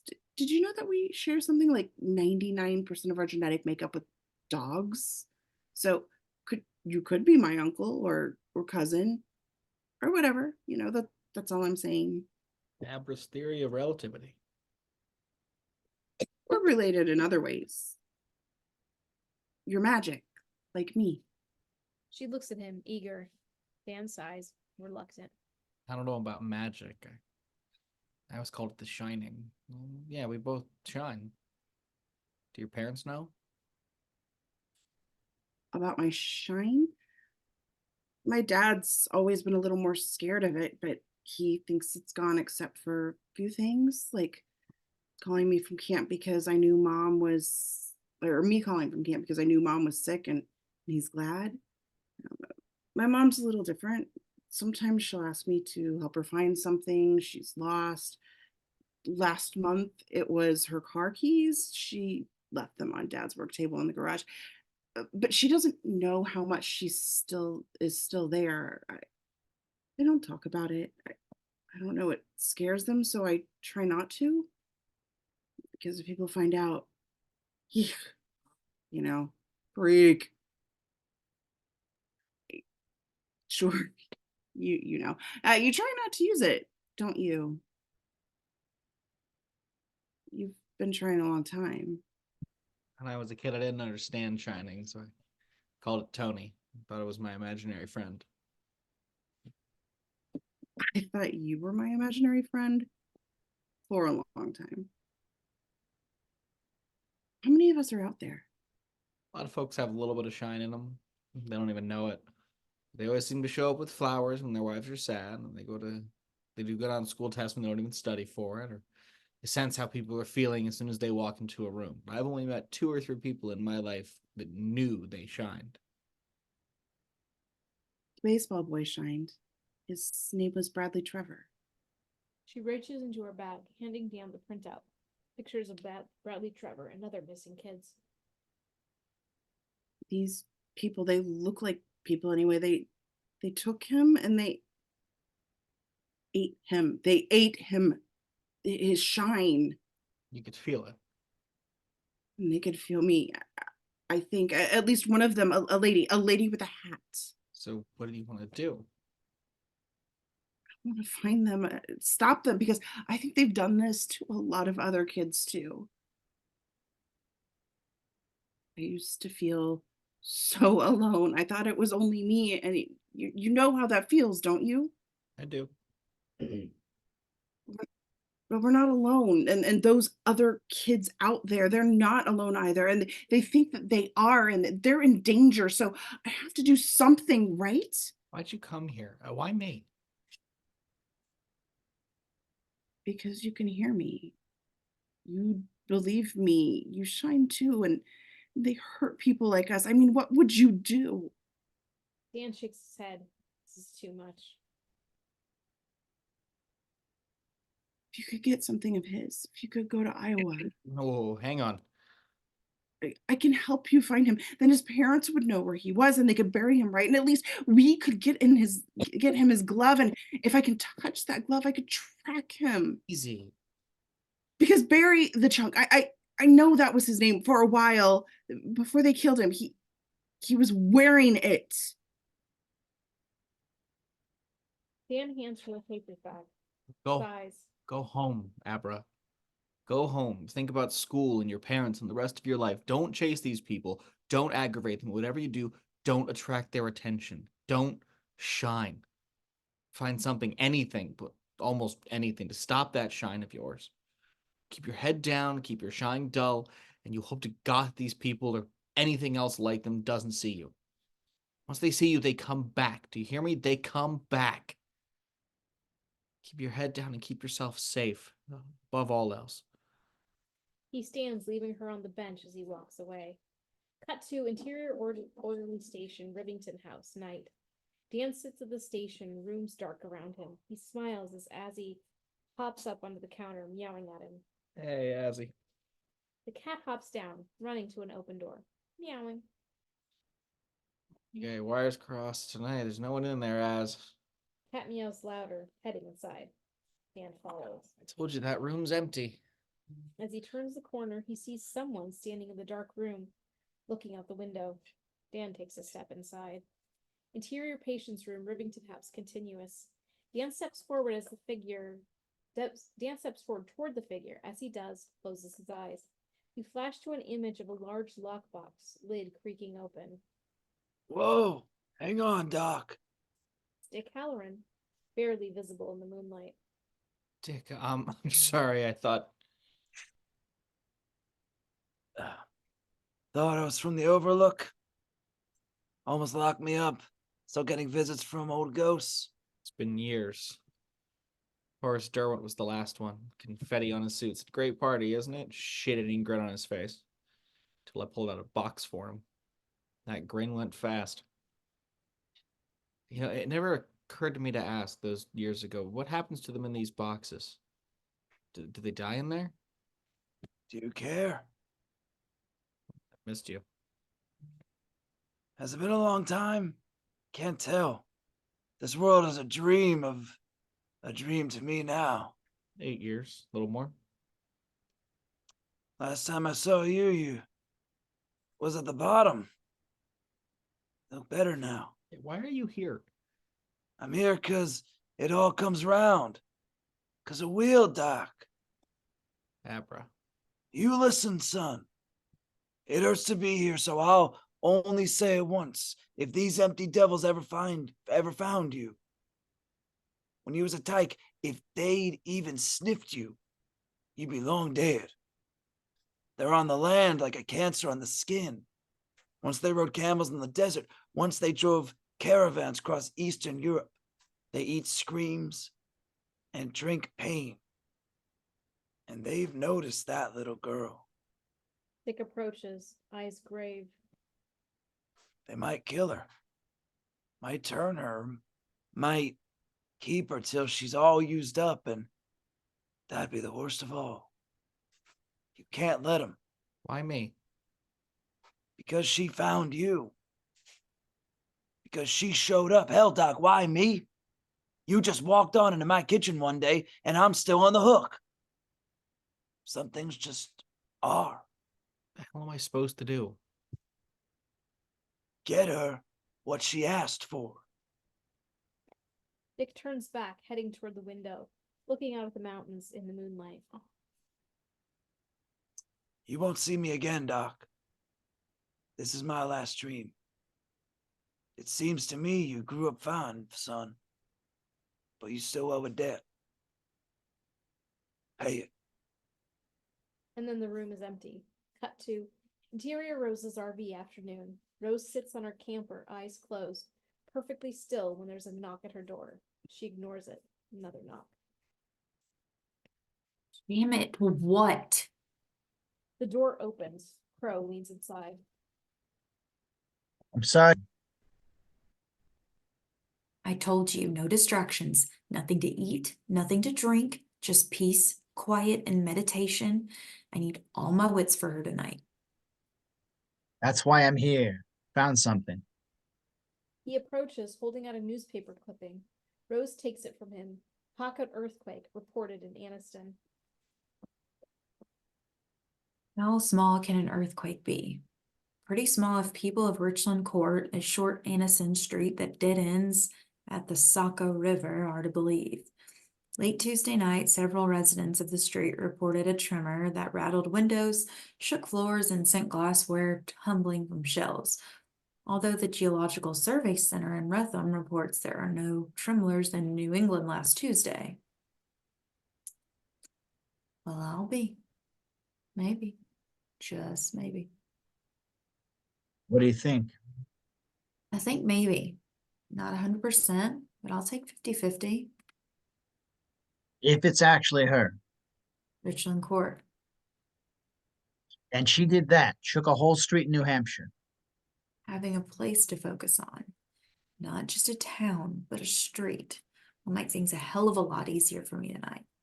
Good catch. How you coming at her? She'll be asleep. I just want to look around, see who she is, pick up information, plant suggestions like worms, let them burrow. 100 worms about her dear friends, the nut. And when we roll up, she'll be so glad to see us, she'll hop right in the van. If she did that, if she really shook the whole street, you should be careful. I should be careful. She's a little girl. And you're the queen bitch of all time, I know. I'm just saying. He turns, leaving her to meditate. Interior Abra's house, Abra's room, night. Abra sits on her bed, downtrodden, headphones in her ears. There's a knock at the door and Lucy leans in. Hey, Hey, Mom. you okay? I missed you at dinner. I'm okay. Just rough day. Want to talk about it? I'm good. Lucy nods, knows better than to push her. I'm flying out to see Momo in the morning. I'll be back as soon as I can. Abra, But yeah, is she gonna pull through this time? Is she gonna be okay? Abra looks at her mother sadly. I don't know, Mom. I hope so. Tell her I love her. Lucy nods and closes the door behind her. Abra sighs, turns off the light, and then lays down, closes her eyes, ready to sleep and dream. Cut to exterior campsite night. Rose sits atop her RV, legs crossed in front of her, sitting a lotus, hands resting gently on her knees, centering herself, getting ready. Above her, a sky full of stars. She takes a deep breath, concentrates. She briefly opens her eyes and we realize she's floating far above the ground. Stars above her, lights below her. The scattered lights of small towns, houses, cars. Rose is traveling. Exterior Richland Court, night. A normal cul-de-sac, quiet, the lights out. Rose stands by the street sign, Richland Court, as she steps forward toward the houses. The street revolves as if folding toward her, folding in half so that she's looking straight ahead at the rooftops of the houses, staring at each one. Noticing blue light coming from one house, as if it is glowing softly, Rose moves toward the roof and again the world turns, revolving. And the house and the ground beneath it is now upside down as Rose walks, stars beneath her feet, toward one bedroom window. She holds her hands up, pressing against the glass, peering inside. It's Abra's room, dark, save a blue glow from within. Rose closes her eyes, concentrating further. Pushing the window forward, the house tripping forward again, so that she is on top of the window, pushing down on it like she's doing a push-up. And then it falls away, the glass dropping from the window down into the room, and silently evaporating into thin air. The house revolves again, Rose stepping forward through the open window as if a small door, and standing now in. Interior Abra's house, Abra's room, night. Abra's room. The room is dark, but above her the ceiling is full of stars. Rose looks at the girl sleeping in the bed. She can't see her face. It's buried in her pillow. Keep sleeping, princess. She steps quietly, looking at the walls of the room, and we realize the walls aren't walls at all. They're file drawers. Memories. Some labeled mom, dad, dreams, school. You rubes spend your whole life making little boxes, little memories, and you think they make you so rich. You should see mine, kiddo. Mine's a cathedral. She runs her hands over the file drawers that make up the walls, looking for something interesting. She sees one, decorated in a child's handwriting. Well, hi there. The drawer, larger than the others, is labeled me. Rose glances back at the bed where Abra's still sleeping. She smiles. She reaches up, pulling open the drawer. It extends from the wall, coming out about a foot. Rose peers inside, the file folders packing out of the drawer. She reaches her hand inside to pull one out. Suddenly, a horrible noise pierces the air. A bright spotlight shines down right in her eyes. The drawer slams shut on Rose's hand, crushing bones, snapping fingers. Rose screams in shock and surprise, yanking at her hand, but it is caught, like in a bear trap. She turns, realizing that Abra is sitting up. For Abra is different. Her hair is shock blonde, and she has no eyes, no identifying features, like her face has been censored. The only thing we recognize of Abra is her smile.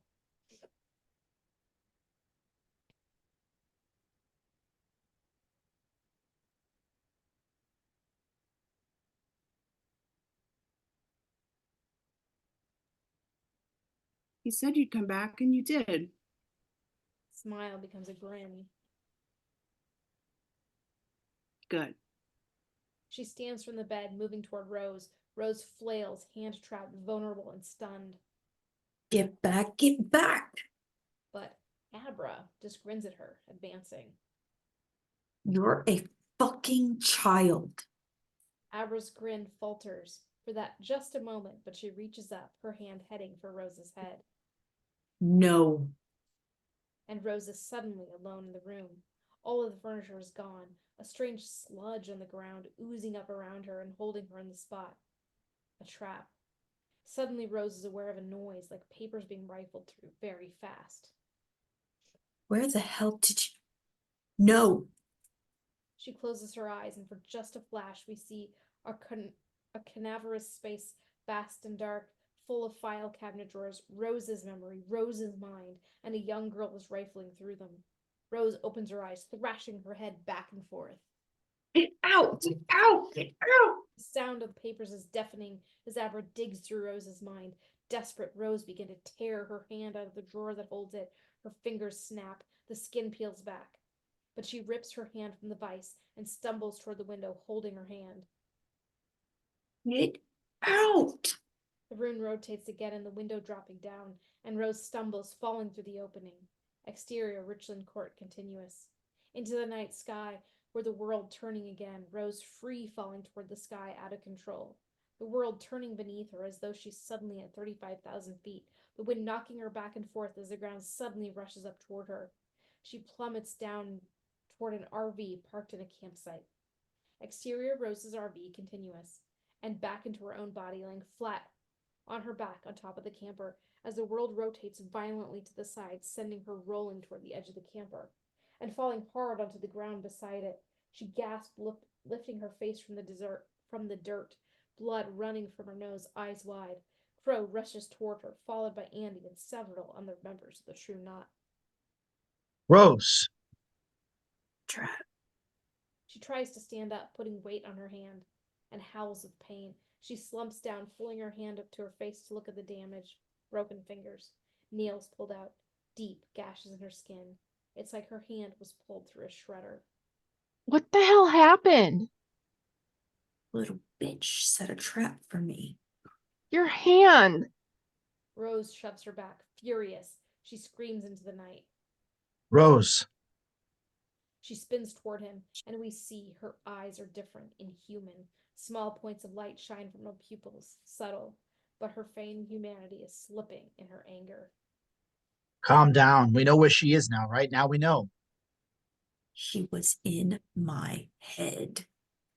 What? Stealing from me. What does she know? I don't know. How much did she see? I don't know. She fumes, paces, clutching her damaged hand. She's dead. That little thing dared fuck with me. Barry interrupts.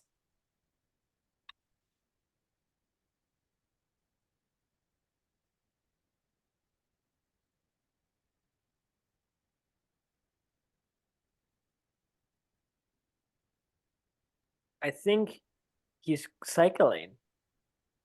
What? Oh, I'm sorry. I meant to say there's a problem. Not now.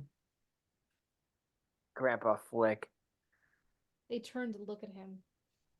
And now I think he's cycling. Cut to interior Dan's room, Elliott Street, night. Dan stirs in his sleep, a voice in his head, cracking, like a frequency is off, breaking through.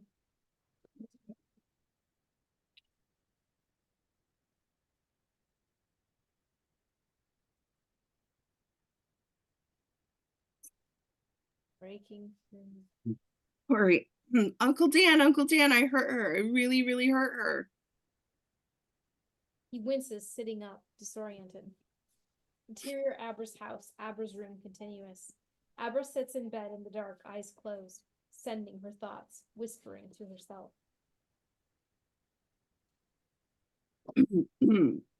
See, I hurt her and she deserved it, and it's not the best part. Interior Dan's room, Elliott Street, continuous.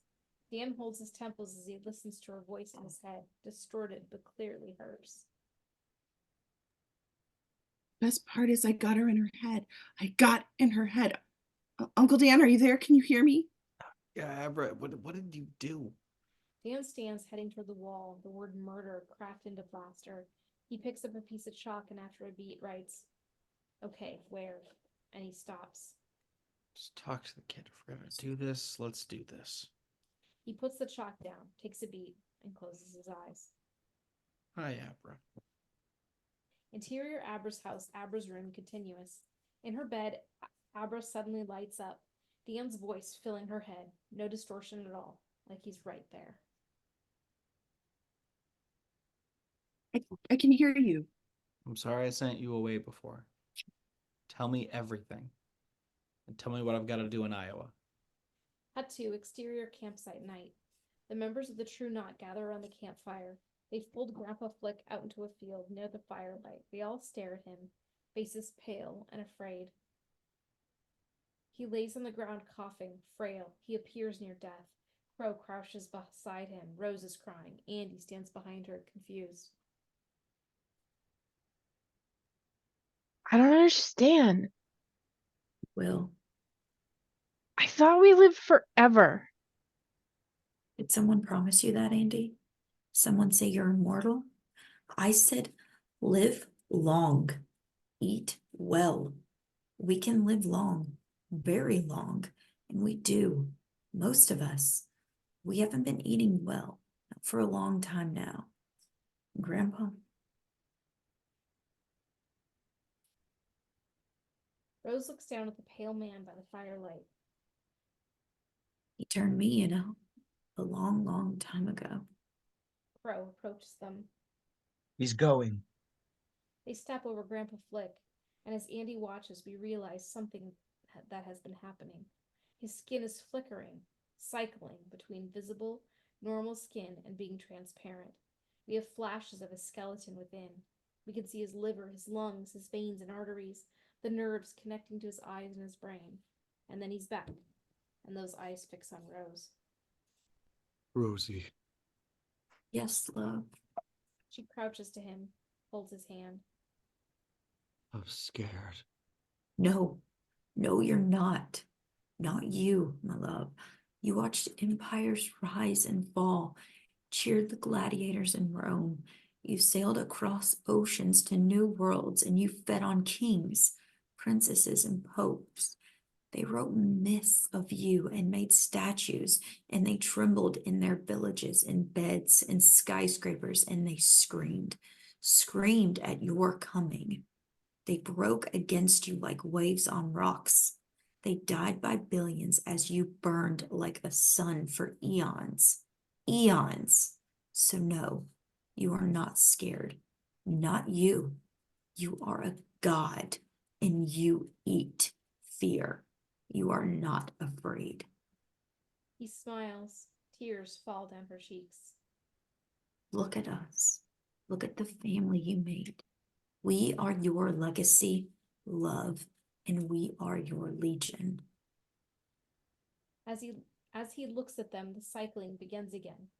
Violent this time, he screams as his body contorts, flashing, transparent, then back, and then into something else. Something underneath it all, under the skin and the bulging eyes and the veins and the bones. Something like insect, its eyes glowing fiery red, inhuman mouth open in a scream, cycling between these three versions of himself, screaming in agony until he bursts apart. Not an explosion, just as though he's atomized, his physical body converting to steam. And, tears in their eyes, his family steps forward and begins breathing him in, feasting. Cut to interior hallway, Elliott Street, before dawn. Dan knocks at the door again and again. After a few moments, Billy answers. It's 4 a.m. You've always seen me, Billy. You got a sense about people. Fair to say? Think I'm an honest man, a good man? Billy stares at him, confused. I do, Dan. I need your help. And the first thing I need is for you to listen to a story and try, harder than you've ever tried, to believe me. Interior Dan's car, sunrise. Dan drives down the highway. He looks over at the passenger seat where Billy is sleeping. The vast countryside, the sun coming up, a voice from the back seat.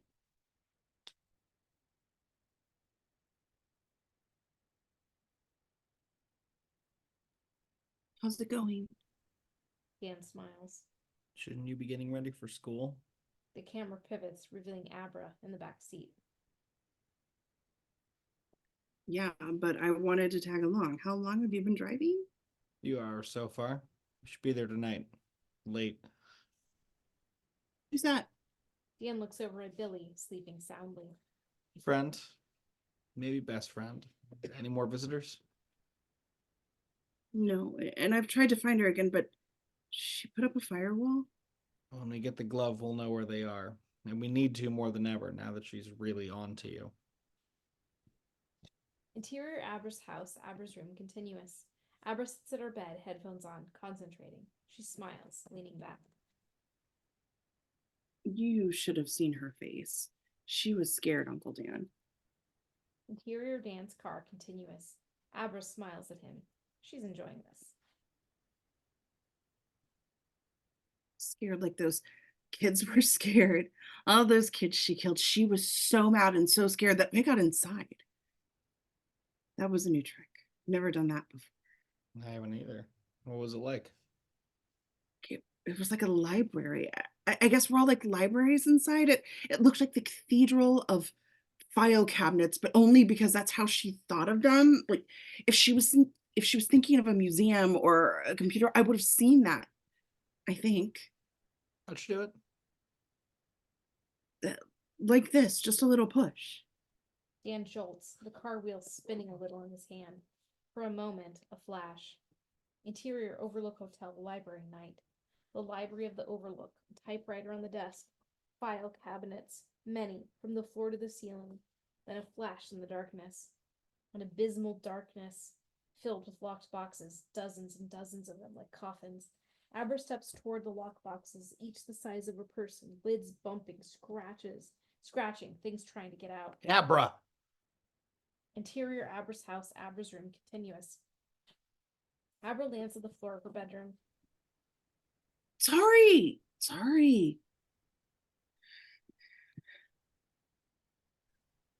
Her door opens and David pokes his head in. You okay? Yeah, sorry. Rolled out of bed. You feeling any better? I'm okay, Dad. Sorry about that. He leaves. Abra stands up, getting back into bed. Interior Dan's car moments later. Dan shakes his head, laughing a little, glancing at Billy, still asleep. Abra appears in the back seat again. I'm sorry. I wasn't trying to. Okay. You're strong. I mean it. You just pushed me right out like it was nothing. What were those boxes? Nothing. Liar. When I was a kid, younger than you, I bumped into something like these. Something that ate like they do. Only it wasn't a person, it was a place.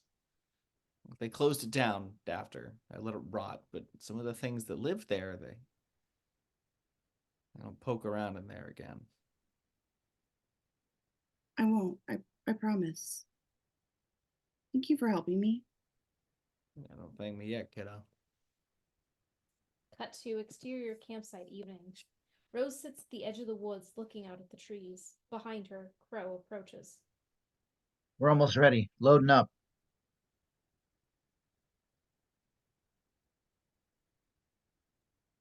Good. Get the caravan on the road. We'll have her in a day or two. I don't think you should come. Did you just say? She tagged you. She got in your head. Won't happen again. I underestimated her a bit, but it won't happen again. She knows you, and who knows how much she got to before you kicked her out. She's mine, Crow. She is. But right now, far as we know, you're the only one of us she could track. She sees you coming, she could run, or set another trap. Better you hang back. He steps toward her, putting his hands on her arms. I'll knock her out cold. One of our assets in the NSA gave me the good stuff, put her out without a chance of overdose. I'm gonna head south, circle around, come at her from a different direction. I should be there. I'll sniff her out like I always do. Track her right to the door like I always do. Deliver her right to your feet like always, all yours. But if she sees you coming, it puts us all in danger, and you know that, Rosie. You know I'm right about this. Rose nods. He's right. I'll leave Andi with you if you want. No, you'll need your strength, all of you. If she pulls a trick on you, you stay together. I got some tricks of my own. He kisses her, smiles, and turns, heading back toward the vans. Rose watches him go. Cut to exterior secluded road night. Billy's driving now. Dan sits beside him, exhausted. I think we're here. Dan sits up. There's nothing but cornfields all around. Okay, let me see if I can get her. Abra. A long beat, and then she's back in the back seat. That's the sign. She points. Dan follows. There, in the headlights, Organic Industries ethanol plant number 4, closed until further notice. Pull around back. Pull around back. And I'll tell you when to stop. She'll tell us when to stop. Billy looks over at him, worried.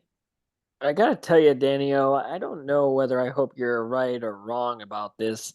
I mean, if you're wrong, it means my friend is crazy. I mean, full-blown mental breakdown, monsters killing imaginary kids, bonkers, but I can't work with that if you're right, though. Oh. It's much worse. Exterior abandoned ethanol plant later. Billy and Dan stand in a familiar spot. Fresh dirt. Darker now, and with only one set of headlights. The plant looming above them. Dan pulls a shovel out of the back of the car. You should go home.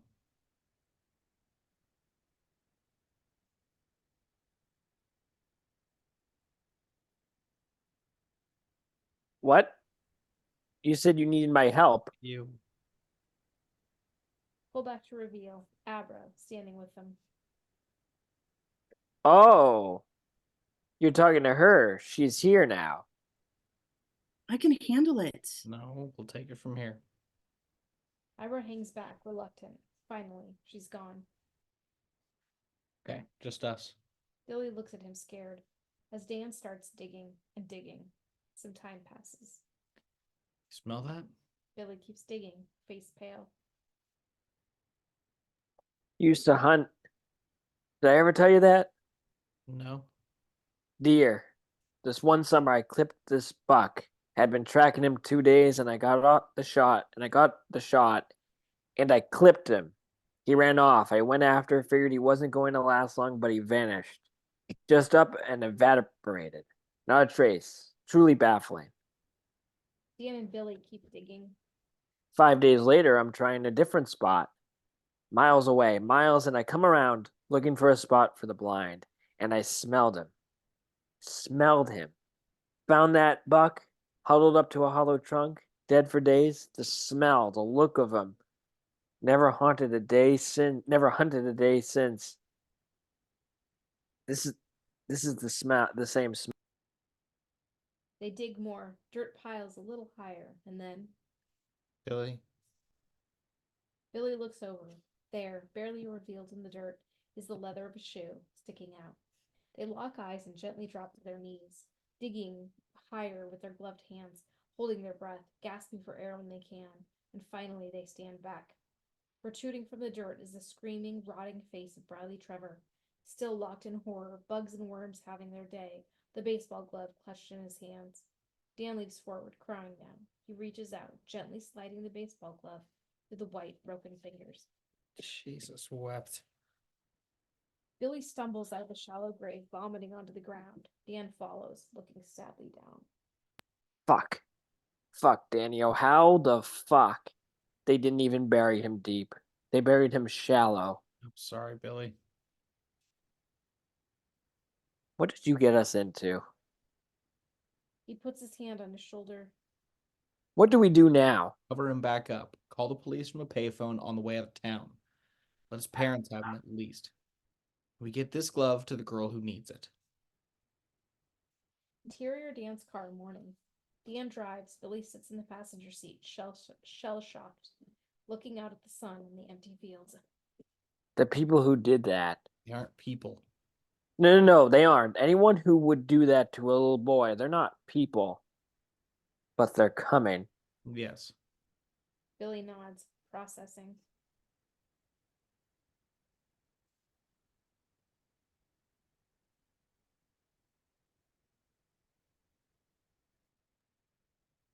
Sorry, I'm still sneezing. Did you get it? Dan sighs. Abra's in the back seat. Yeah, we got it. She's... Yeah, Yeah, we're heading to you. We'll be there in the morning. We have a stop to make. Abra, I need you to show your parents what's happening. No. Yes. No, they almost think I'm normal if I tell them. Those will go through them to get to you. You know that, don't you? She'll cut them down without a second thought, and she is coming, Abra. They need to know. Abra glares at him, tears in her eyes, and then she's gone. Dan sighs, looks over at Billy. What stop do we have to make? Still have that old deer rifle? Billy looks at him, the color draining from his face. Cut to exterior Abra's house the next morning. Dan pulls up into the driveway. He's cleaned up, the dirt all gone. Billy is with him. As Dan steps out of the car, David bursts through the front door, Abra tugging at him. Your Uncle Dan?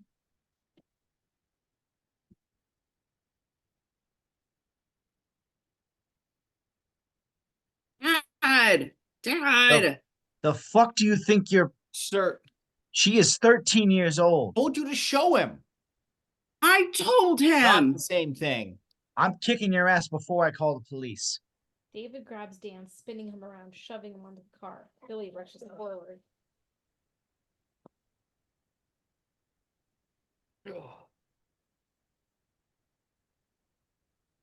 Hey, Dan holds up his hand, waving Billy back. Abra. Don't say her name, you sick son of a bitch. Abra. David wraps his elbow around Dan's neck, hurtling him down, ready to pound his face. David suddenly screams as a loud noise fills his head, like an air horn crushing his ears. He stumbles back, hands to his ears. Billy watches. He can't hear anything. Finally, the noise stops, and another noise fills his head. Dad! David stumbles, his hands coming up onto his head. Abra's voice loud inside his mind. He spins back to her, stunned. Dad! Stop! Dan gets to his feet. I'm sorry, Mr. Stone. I'm a friend, and everything she told you is true. The hell is happening? Abra needs to show you something. Cut to interior Abra's house kitchen moments later. They sit at the table. David shakes his head, still angry, but mostly confused.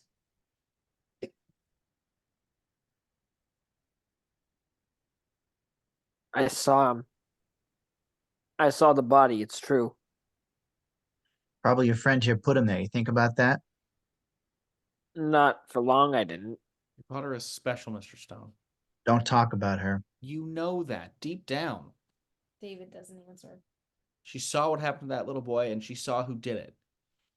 Show him. Abra walks toward David, reaches up, touching his head.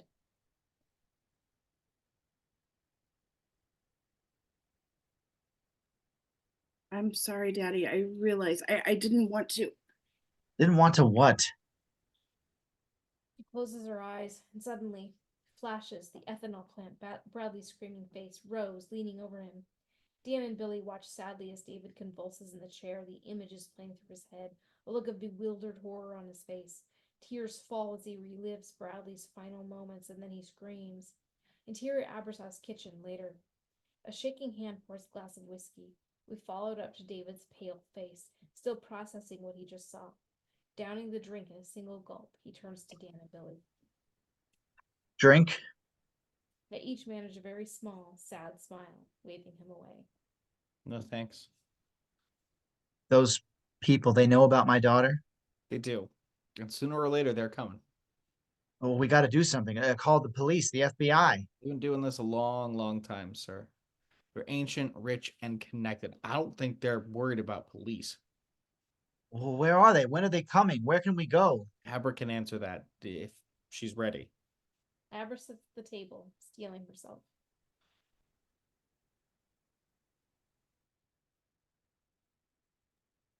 I'm ready.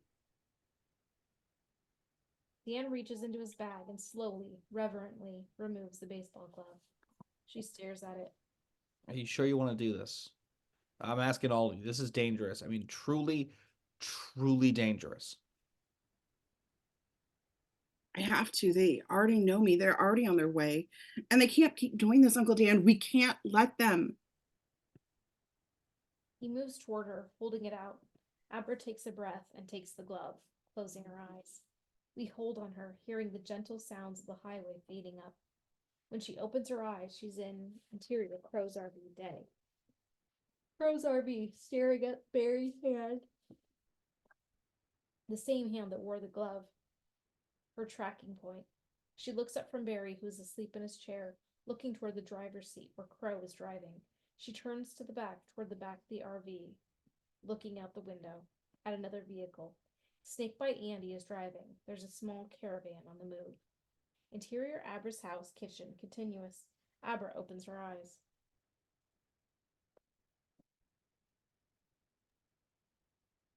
I-95, Barry the Crow, the Snake, and the few others.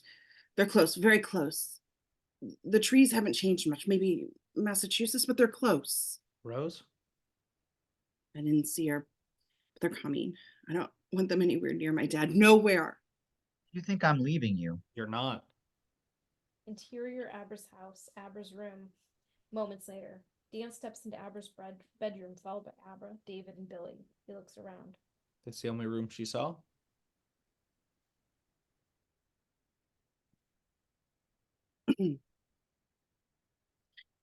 That's right. And I made some changes.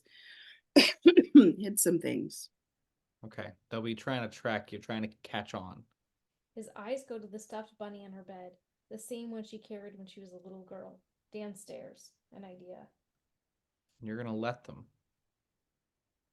Are you crazy? Probably. But you're gonna let them, and then I need you to try to do a little trick. A magic trick? More like ventriloquism. Cut to interior Dan's car, day. Dan drives. Beside him, Abra sits in the passenger seat. Billy is in the back. No sign of David.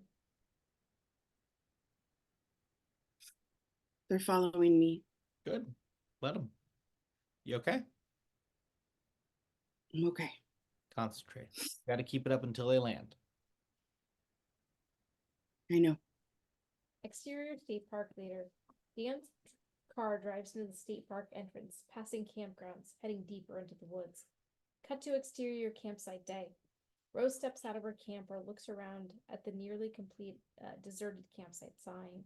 She climbs the ladder, getting onto the roof, sitting Lotus quietly to herself. Okay, Crow Daddy, go get her. Cut to exterior state park campsite later. Dan's car comes to a stop. He climbs out, looking around. A nice secluded area. No other campers, not just yet. Some picnic tables. Billy gets out behind him, heading to the trunk. This could work.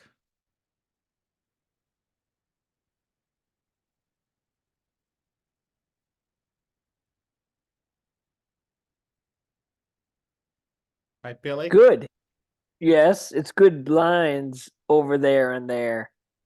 Dan walks to Abra's door, opening it, looking at her. She's sitting very still, concentrating hard. Still close? Getting closer. I think this is tough. I know, but not much longer. Come on, let's get you ready. Cut to exterior state park campsite later. The RV moves slowly through the park purposefully, down the wooded path into the clearing. Exterior state park campsite continuous. The vehicle comes to a stop, the doors open, and Andi, Barry, Silent Sarah, and Apron Annie step out, trying to look casual, looking across the field toward the picnic area, where Abra sits at the table, eyes closed, concentrating. Andi points, Barry nods, and they start fanning out, heading toward her. By the tree line, Dan and Billy crouch, hiding, watching through the rifle scopes, the crosshairs in the group.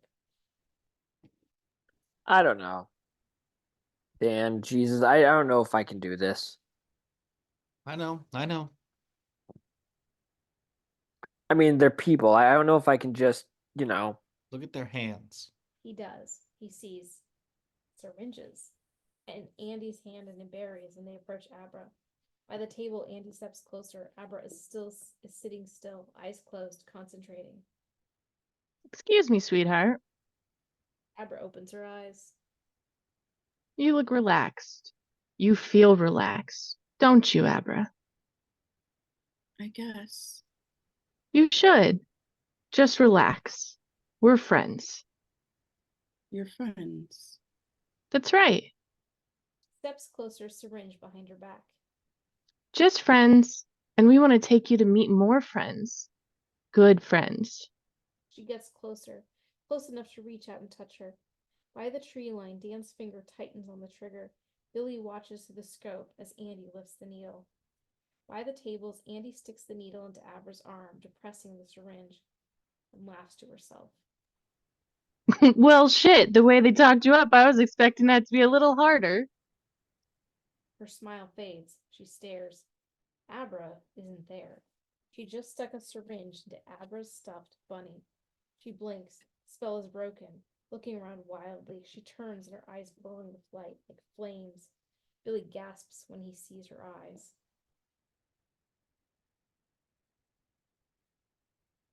Oh my god. We're not people, Billy. Not even close. Andi glares at Barry. The fuck? Barry and the others converge, eyes wild. Parlor tricks, fucking parlor tricks. Bang! A bullet spins him around. Exterior campsite continuous. Rose suddenly lurches forward, gasping in pain. Get out, get out, get out, get out of there. Exterior State Park campsite continuous. They turn toward the tree line, where Dan and Billy open fire. Bang, bang, bang, bang. The bullets strike Apron Annie and silence Harry, and they dive for cover. Barry pulls his own pistol, firing back. Billy shoots him in the head. Barry drops, his body cycling fast. Holy shit. Barry's skin cycling translucent, his screaming skull visible through his eyes. Before his true form, his insect-like form flashes briefly, and he bursts away into a cloud of steam. Bang, bang! Apron Annie and Silent Harry slam into trees into the ground before cycling violently away. Andi is hit in the shoulder, spinning her like a top.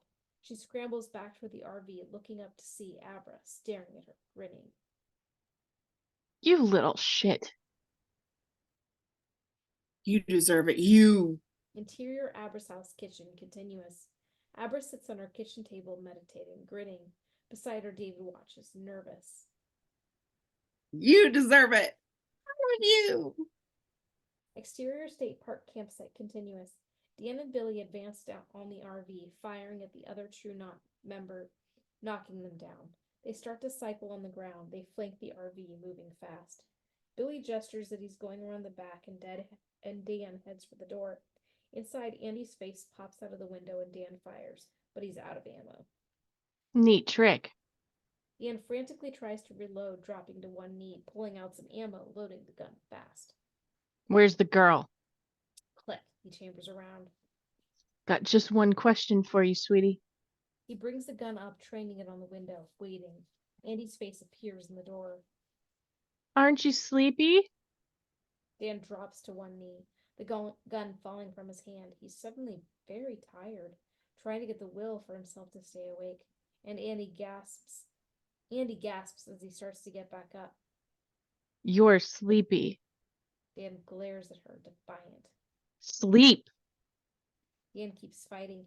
Andi stares at him, not sure what's happening. Why isn't this working? She steps out of the RV. Sleep. Finally, Dan drops, unconscious. Interior Abra's house kitchen continuous. Abra bolts up, panicked.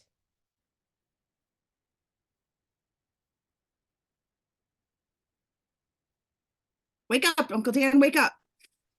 Cut to darkness. Abra's voice far away, trying to push him through the dark.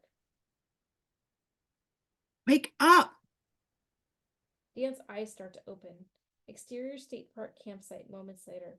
Dan squints, looking up to Andi, who is standing over him, lifting his gun. Fucking men. Fucking men. Child eater. Andi stops, stares at him. You rube slaughter cows, pigs, and chickens. It's no different. She raises the gun, pointing at his head. Dan closes his eyes. Bang. He opens them. The shot didn't come from Andi. It came from Billy, who leaned against the corner of the RV, pistol smoking in his hand. He got her right in the neck. Andi drops the rifle, her hand over the wound. Bang! The second shot hits her chest, spitting her. She sits on the ground. Billy steps closer as Dan tries to get to his knees. Fuck. Fuck, that's all of them, Danny-O, that's all. Stay back.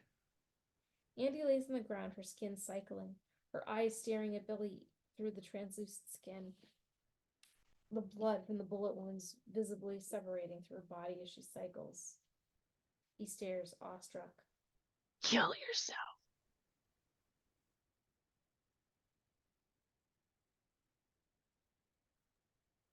Kill yourself.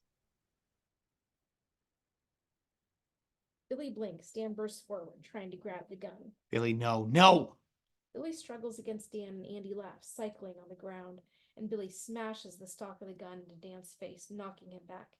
Billy turns and looks at him, helpless, eyes wide and terrified, as he turns the pistol on himself. No! Billy fires. Dan stares, devastated. A splash of blood hitting his face, the sound of Billy's body hitting the ground, and then Andi finishes cycling, a burst of steam dissipating into the air.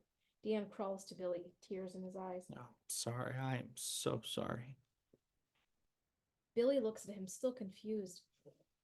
And then red steam rises from Billy's mouth and nose. A death rattle, and then Billy is gone. Dan cries, looking around helpless, barely aware of Abra standing over his shoulder watching.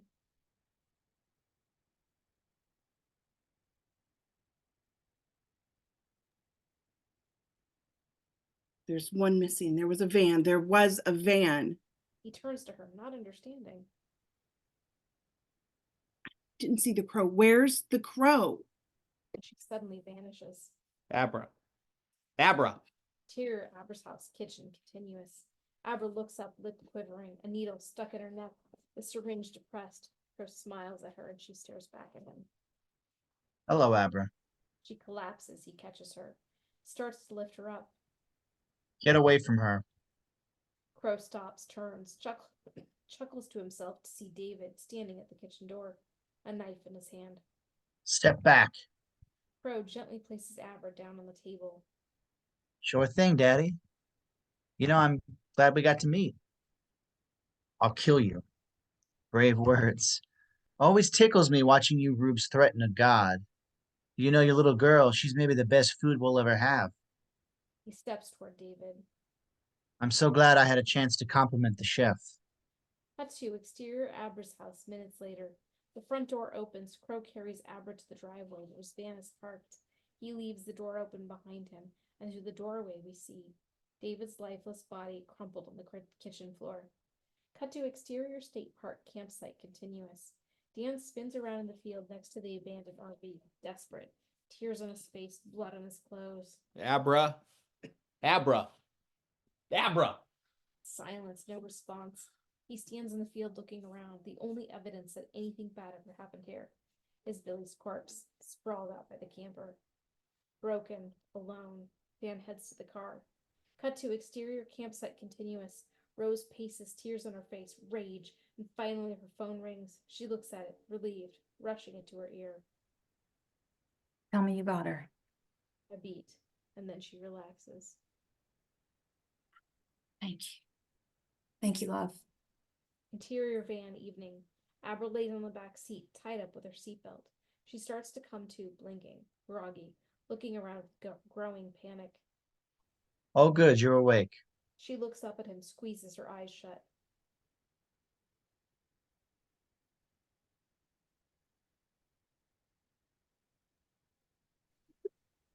Dan? Don't bother.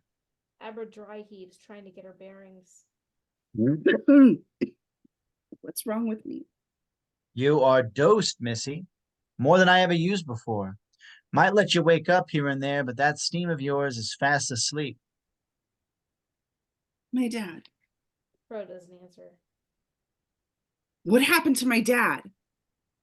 A lot of good people killed today. A lot of good people. Abra starts to cry. Would love to tell you someone will pay, some kind of justice raining down for the sad events today, but it don't work like that. We were always going to have you. Some of my people are dead, some of yours dead. Outcome didn't change, though. Think on that a minute. Outcome didn't change, so their deaths, all of them, just a waste. A waste you brought on us all. For what? Abra closes her eyes, tries to reach out to Dan. Please, hear me. Ain't no one hearing you, darling. Might as well calm down, enjoy the ride. Like I said, outcome hasn't changed. Cut to interior Dan's room, Elliott Street, later that night. Dan enters the room, a brown bag in his hand. He frantically pulls out its contents. Bottle of whiskey. Please, please, please, Abra. Abra. Abra. Silence. Dick, you there? I need help. Need your help. Dick, please. He stares at it, tears on his cheeks, closes his eyes. Don't, Doc, you don't need it. You don't. Like, somebody help me, Tony, please. Just help me, Tony. Silence. He leans forward, picking up the bottle, holds it in his hand, stares at it. After a few long, agonizing moments. Exterior Elliott Street, moments later. The bottle flies out of Dan's window, smashing on the sidewalk below. Interior Dan's room, Elliott Street, continuous.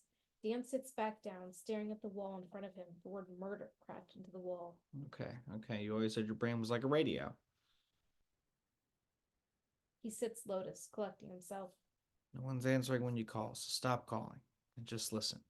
Dan concentrates, a haze of noise, and then voices, dozens, hundreds, and thousands. Voices in the dark, overwhelming. Dan waits. Waits. He tries to sort through them, concentrating harder than he ever has before. Blood begins to run from his nose. Finally, there in the mess of the noise, a tiny voice.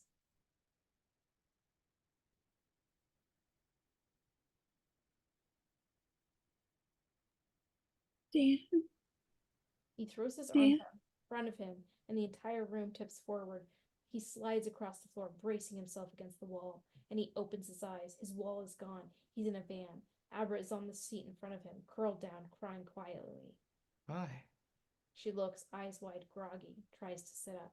Don't talk. He looks past her to where Crow is driving, looks at the seatbelts tied around Abra, holding her down. He drugged you. She nods. I'm so sorry.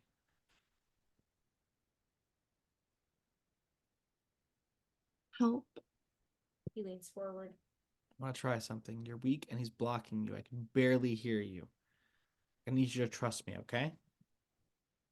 Okay? She nods. He reaches out his hand towards hers. She stretches, trying to touch his fingertips with her own. Cut to interior van moments later. Crow drives along. Behind him, Abra sits up in her seat, staring right at him. He glances in the mirror. Awake again, huh? Might need to dose you at the next rest stop. Where are we going? You know where. Abra looks around.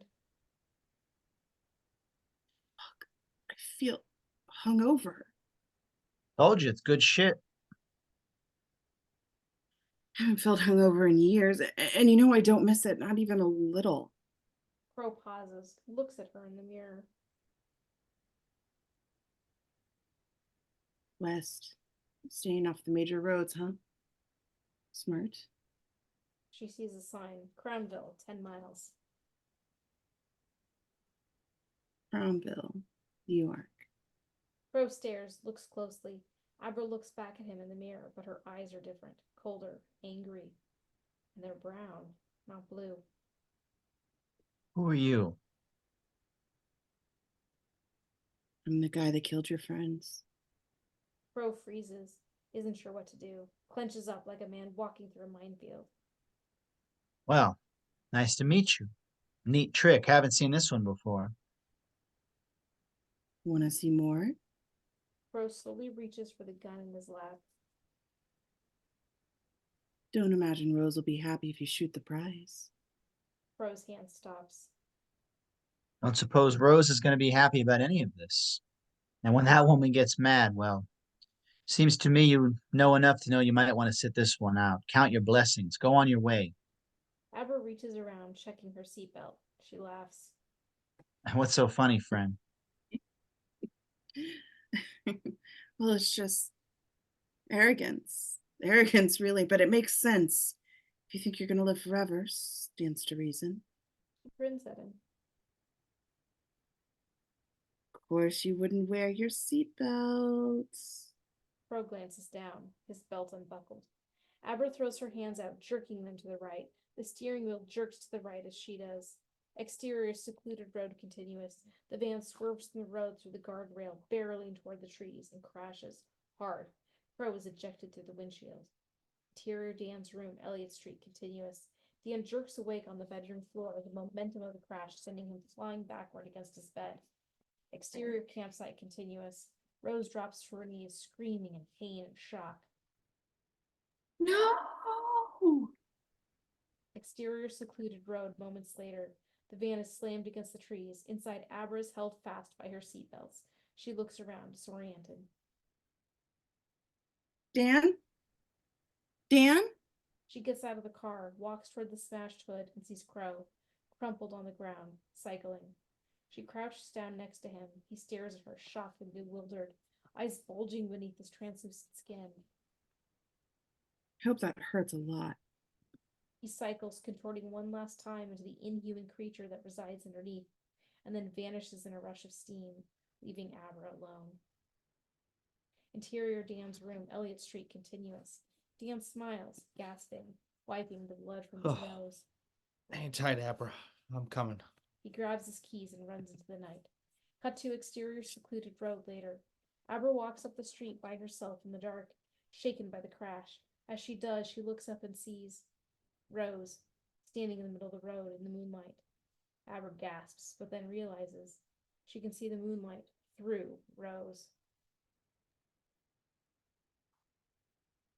Hello there. Rose glares. Well, hi there. Rose, I guess there's no point in hiding anymore, is there? You killed them. You killed him. The crow? I did. And I'm going to kill you, Rose the Hat. Rose bristles, smiles at her, but we can see the rage behind her eyes, the disbelief. Big words, dear. Big words from such a small child. Small child that just killed your man. I'll come for you. I know. I hope so, because if you don't, if you chicken out, you coward, and I really need you to hear me when I say this. She steps close. I'll come for you. Abra pushes her way through Rose, and the projection bursts away like a puff of smoke. Interior Rose's RV continuous. Rose opens her eyes, fuming. All right, bitch child. All right. Rose gets up, going to the canisters of steam, the last of them. She tears them open with her hands, gorging herself on the steam that comes from them, pulling it all in. As we watch, her skin glimmers, her eyes glowing from the pupils. She's getting stronger. As the steam courses through her, her hand begins to heal. Exterior Crown Motel, morning. Dan's car pulls into the parking lot. He gets out, looking around, and sees Abra crouched in the corner of the parking lot. She runs to him, throwing her arms around him. Cut to interior Dan's car, afternoon. Abra wakes up in the passenger seat. Dan is driving. She looks out the window. I'm sorry I dozed off. You earned it. Where are we? Ohio? Where are we going? Dan looks at the road, his face pale. Colorado. Why Colorado? She's gonna keep coming. I know. Always. This only ends if we end it, and I don't think we can beat her. Not by ourselves. There's a place. It's a dangerous place for people like us. The place you told me about, the hungry place. That's right. It's so dangerous. Why would we go there? Because if it's dangerous for people like us, and it is, I expect it's dangerous for people like her. Maybe even more so. They drive in silence. Good. She's following us. You know? It's good. Let her. I'm sorry.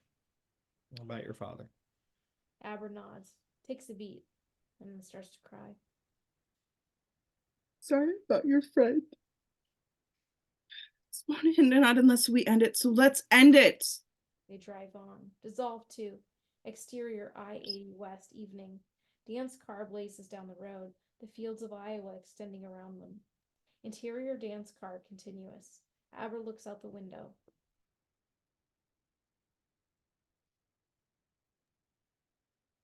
Iowa, where this started. Started before that, I'm afraid. Abra's phone rings. She looks at it. It's my mom. Dan nods. Tell her you're okay, but don't tell her where we're going. I want Rose within 100 miles of her. Yeah. What do I say to her? Dan reaches out, taking her hand. Abra answers the phone. Hey, Mom. Exterior Abra's house intercut. Lucy sits on the curb, surrounded by police. They're going through her house, tears on her face, devastated and shocked. Oh, thank God. Where are you? Are you okay? As she talks, several detectives stand beside her, listening. Interior Dan's car intercut. Abra tries to hold it together. Hey, Mom. I'm okay. Come home. My God, Abra, what's happening? I can't tell you yet, but I'm okay. I'm with a friend, and we're going to get the people that did this to Dad. Who did this? I'm sorry, Mom. I'll call when I can. I love you. She hangs up, looks over at Dan.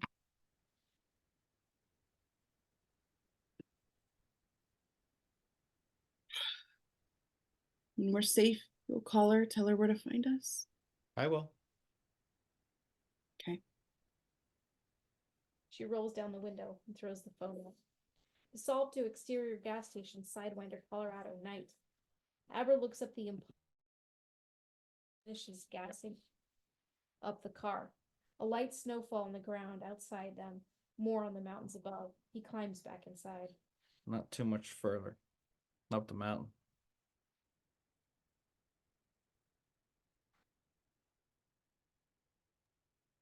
Are we gonna win, Uncle Dan? We have to. They start driving. Exterior mountain pass night. The familiar mountain pass, the camera floating overhead as Dan's car treks up the snowy mountainside, higher and higher, and further away from civilization, toward the one place in the world he fears the most. Exterior Overlook Hotel, late at night. Dan's car approaches and comes to a stop, the headlights shining on the old hotel. It is condemned, dark, boarded up, the decades of neglect and decay evident in its crumbling form, the once grand hedge maze just overgrown. A foot of snow on the ground, almost enough to make the road impassable, but somehow they've made it. Dan climbs out of the car, face pale. There it is. Abra joins him. So this is what we're gonna do. You're gonna stay in the car, keep the heater running. I don't want you spending a minute inside there if you don't have to. He points down the road, following it as it snakes around the adjacent mountains. She can only come this way. You'll see her a mile out easy. You see the lights of the mountain over there. Blast me, okay? And I'm reaching the lobby. You weren't waiting with me? I can't, I'm afraid. Why not? Because I have to go wake it up. She climbs back into the car, starting the engine, and Dan Torrance walks through the snow toward the Overlook Hotel. Cut 2. Interior Overlook Hotel lobby moments later. The camera floats through the lobby.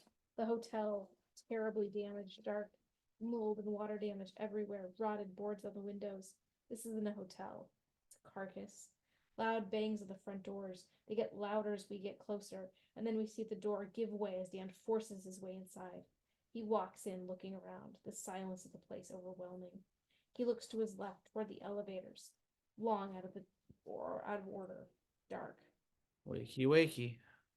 He stands in the lobby, waiting, and then a few of the lights start to shine very dim, almost imperceptible, just a faint current running through the old wires.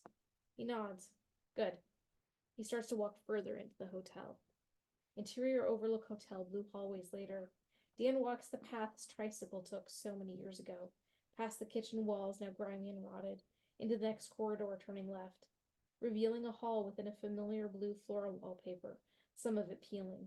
He walks, looking up at the light fixtures, watching as they continue to hum with weak light he's providing as he continues to feed the hotel more power. He reaches the corner and he hesitates before he turns. We hesitate too. We know that once he stood on the other side. Dan turns the corner, revealing a dark hall, the familiar window at the end, but no little girls in blue dresses. He keeps walking. Around him, the lights continue to struggle back to life. Cut to interior overlook hotel, living quarters hallway later. He rounds another corner, looking past the stairwell at what used to be their living quarters. The door broken apart by an axe, hanging lazily open on its hinge. He approaches the door, slowly pushing it open, stepping into interior overlook living quarters, living room continuous. The living room, he could see the bedroom beyond it, all rotten by time. He moves slowly into the interior overlook living quarters, bedroom continuous. Bedroom, and looks at the bathroom door. The child is scribbling faded on the door. Red rum.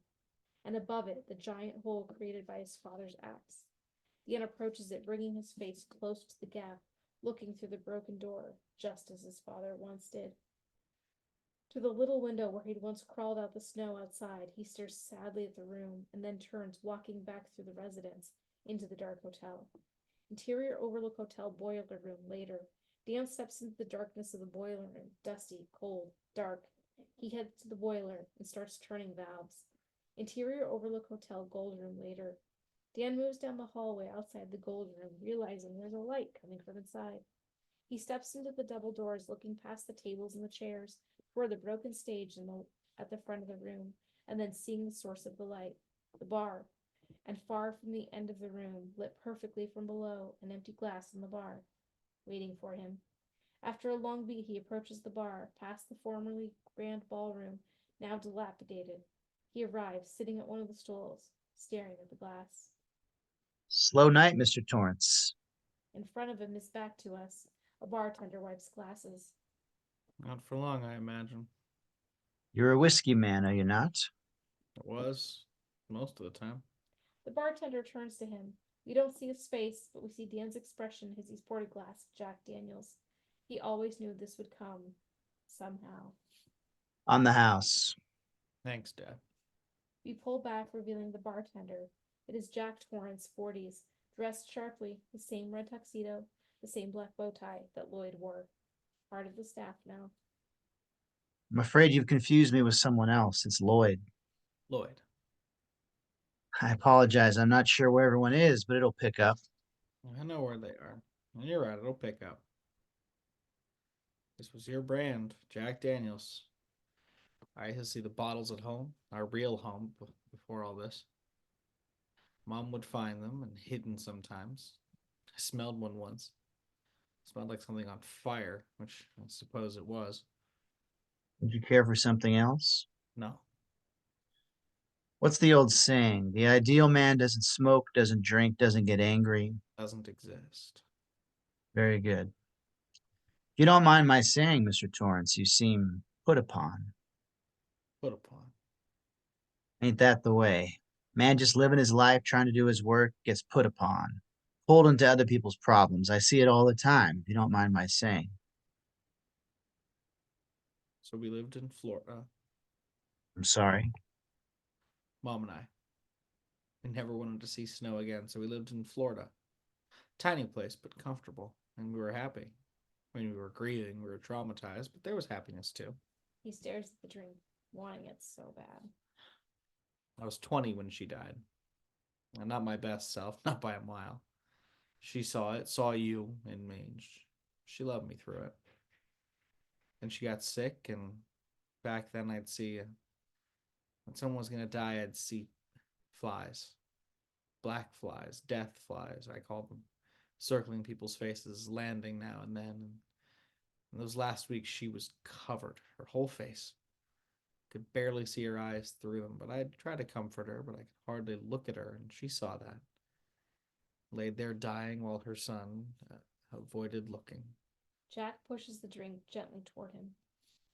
Maybe something warm to push away such unpleasantries. Don't you want to hear? I mean, she was your wife. You loved her in your way. I know that. Don't you want to hear about her last days? What she said about you?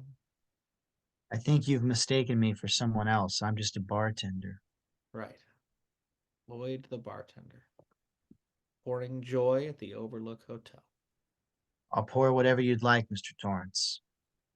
This drink costs an awful lot.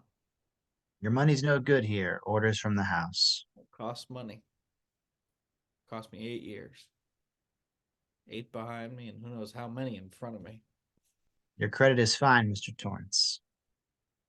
Dan turns the glass, rolling the booze around within. And the others started coming back, and they all did over the years. I expected you'd have your turn. Thought maybe I'd turn a corner and there you'd be. Maybe with the axe. Maybe typing away, hunched over your old typewriter in the other room. Maybe frozen in the snow, but you didn't come.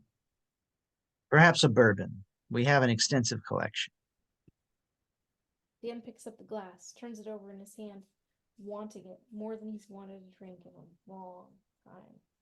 Man takes a drink takes a drink, then the drink takes the man. And it's so dead. I wonder, frankly, what our lives would have been, what our family would have been without this. Medicine. Jack stares him down. Something's changed in his eyes.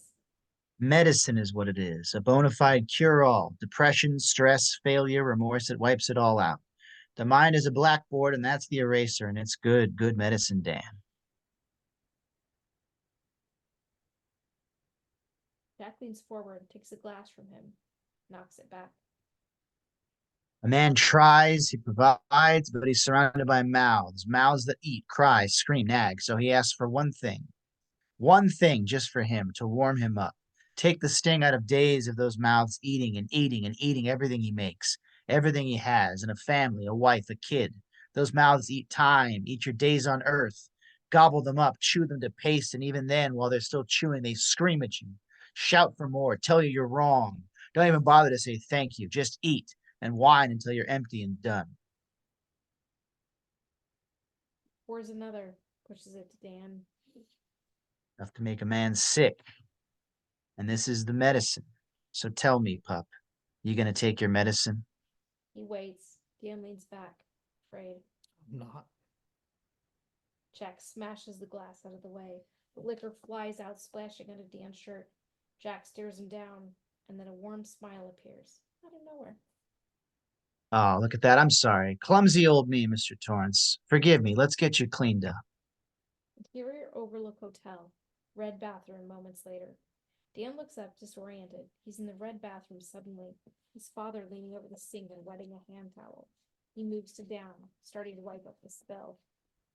Management is concerned Concerned. about the girl in the car. I'll bet.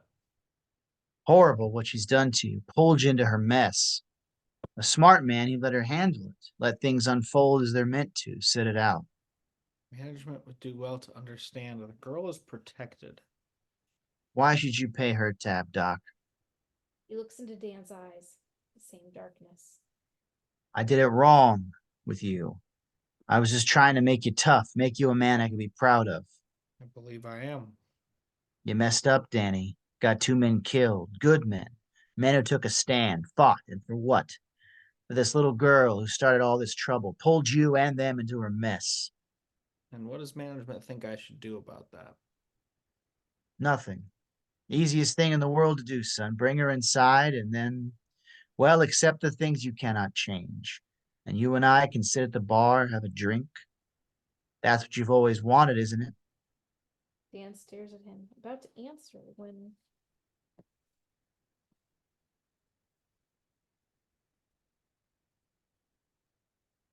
Dan, He snaps to attention, looking towards the door.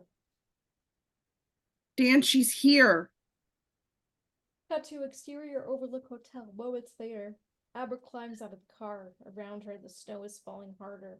Across the mountain, she watches as the headlights climb the precarious mountain path. She stares at the approaching RV, still waiting a few minutes away. Dan steps in the front of the doors, walking toward her. She points to the lights. Okay. He looks back at the hotel. Inside, more and more lights are on. He looks at the dark building and the approaching lights on the road. Danger to either side of him. He holds out his hand, and Abra takes it.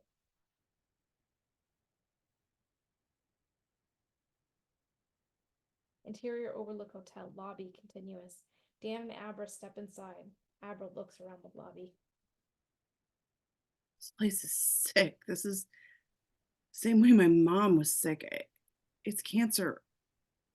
Only worse. He turns, crouching down to her. You should call your mom. Tell her where you are. By the time she gets here, It'll be over. one way or the other. Abra closes her eyes, concentrates. As she does, Dan notices the lights swell in the lobby, coming up to full power, feeding off her shine. Okay, done. What do we do now?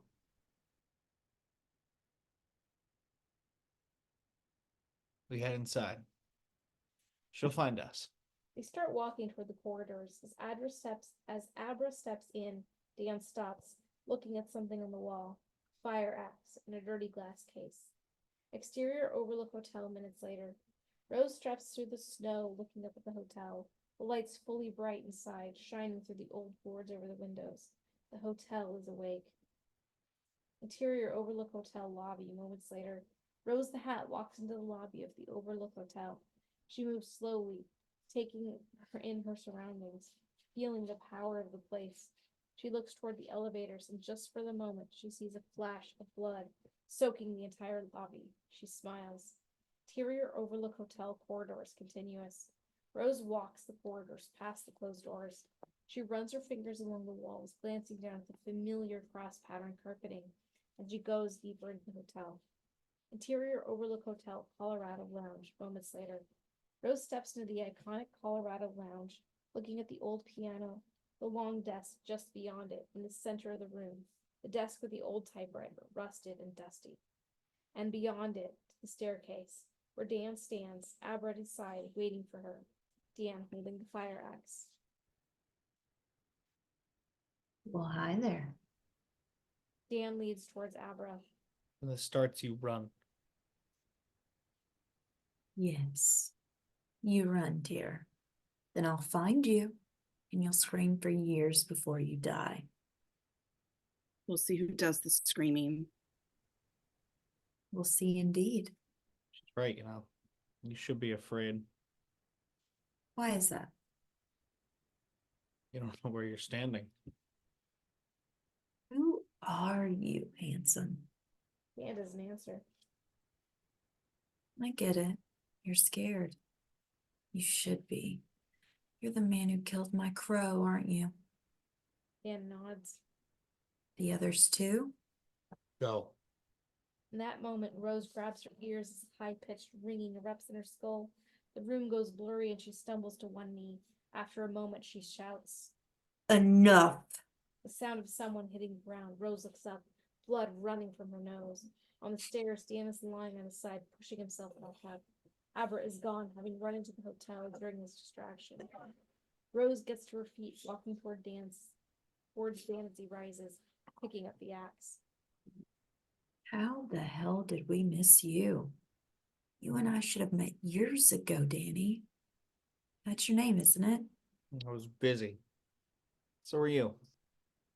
Busy killing children. Something happens to the steam when you rubes get older. It gets dirty, polluted. You know that. I see the grease all over you. You don't shine quite the same. Growing up spoils that. I guess, but seriously, handsome, where have you been hiding? He raises the axe defensively as she starts climbing the stairs, slowly stalking him. I can make you an offer I rarely make. Can't wait. Dan starts slowly backing up the stairs. Rose follows and they slowly climb, just as Jack and Wendy did years ago. Such a gifted boy, hiding his light under a bushel for so long. You could live a long, long time. Live well, too. Indulge yourself. No consequences, no hangovers. Live long, eat well. Must feel lonely being the last one. I mean, last one in the world. Sweetie, not the last. Far from it. I'm just the prettiest. Dan reaches to the top step. Rose looks at him, smiling. I assume you know my answer. Eddie. So are we doing this or not? A long beat, and then the blast of noise in Rose's head. Dan rushes toward her, raising the axe. Another blast, this one in Dan's mind. He falters, swinging the axe down toward her head. She catches the handle just below the blade, deflecting it. In her own shoulder, she rips the blade out, ripping it from Dan's hands. Swinging it down, bearing the blade into his thigh, she grabs him around the neck, hurling him off his feet, over her head, and hurls him down the stairs. She lands hard, bouncing with the stairs, landing at the bottom with a thud, his leg bleeding profusely. Rose slowly descends the staircase, blood flowing from her collarbone, axe in hand, eyes burning with inhuman light. She crouches over him, looking at his wound.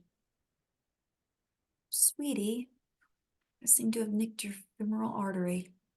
You're gonna bleed to death. He tries to sit up. She smashes the back of the axe into his head, knocking him back, and grabs his throat, pushing him back with inhuman strength. He's outmatched. My, what a temper you have. So much fire. You sure I can't tempt you? Turn all that fire and steam into a long, blessed life? Or do you want to die here on the floor? You don't die. You go on.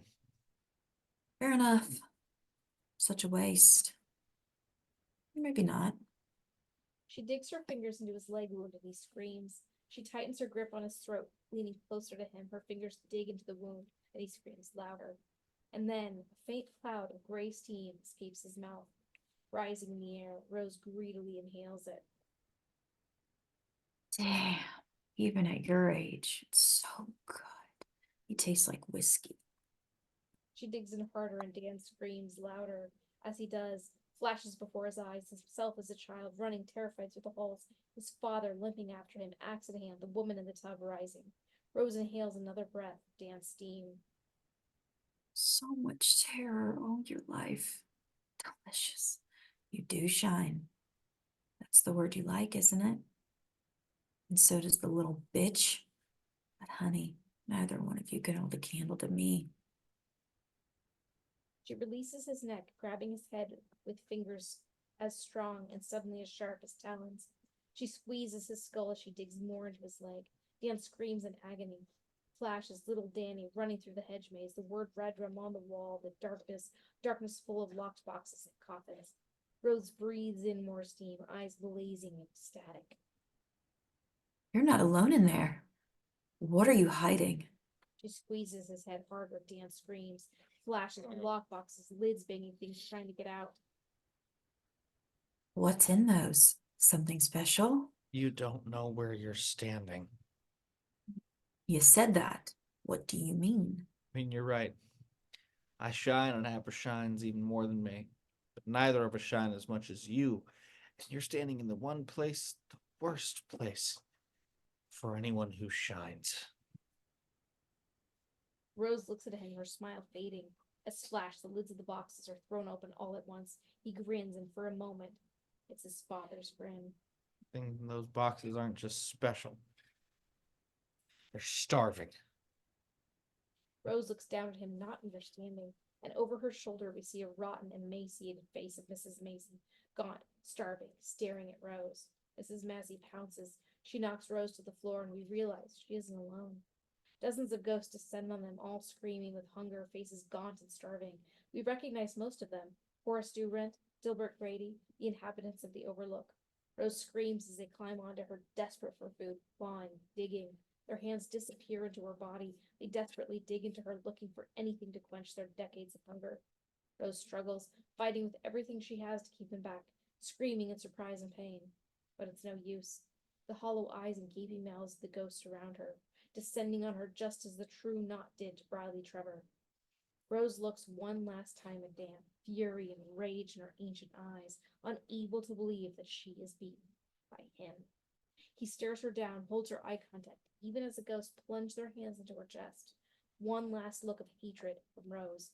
And then she starts to cycle, her skin becoming translucent. We can see their ghostly fingers inside of her, pulling at her heart, her blood. She thrashes beneath them, her skull shining through her skin, twisting into the inhuman monster she truly is. She screams one last time as steam begins to pour out of her mouth and nose, the ghost inhaling it hungrily.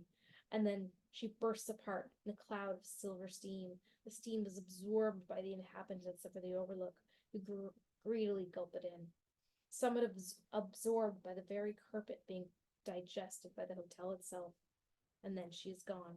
The ghost's gaunt faces expand, their features becoming restored, the years of starvation disappearing as they inherit all the strength. Dan tries to sit up as they turn their attention to him. They advance, grinning their dead smiles.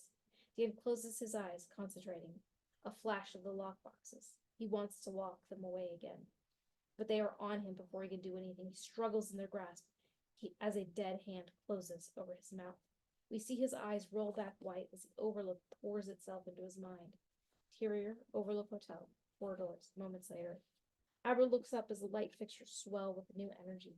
From somewhere deep in the hotel, the sound of music, old music, echoing through the halls. She slowly walks, scared.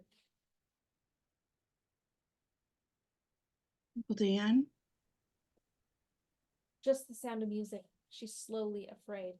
She moves slowly, afraid, and turns the corner to see 2 girls in blue dresses, holding hands, staring at her. She stares at them terrified. The girls stare back, their expressions blank.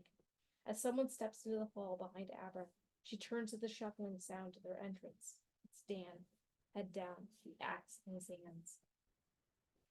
Uncle Dan? Is it done? Is she dead? As Abra approaches, he looks up at her. She stops full. It's Dan, but it isn't. His eyes are dark, full of violence, the same expression his father wore all those years ago when he tried to kill his family. What's wrong? He stares at her and limps forward, clutching the axe. Bad girl. Bad little pup. Jesus!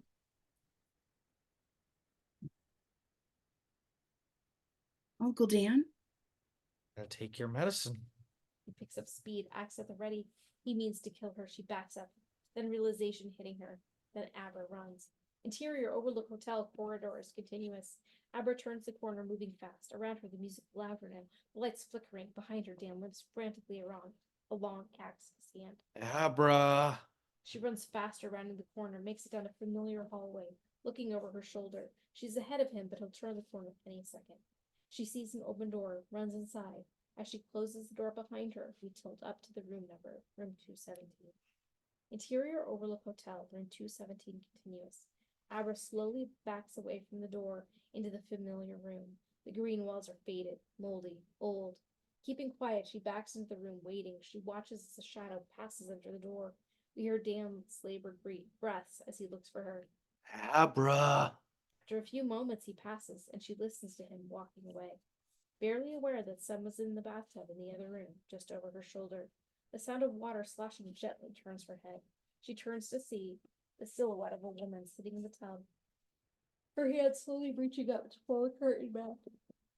Abra watches as Mrs. Maisie peels back the curtain, grinning.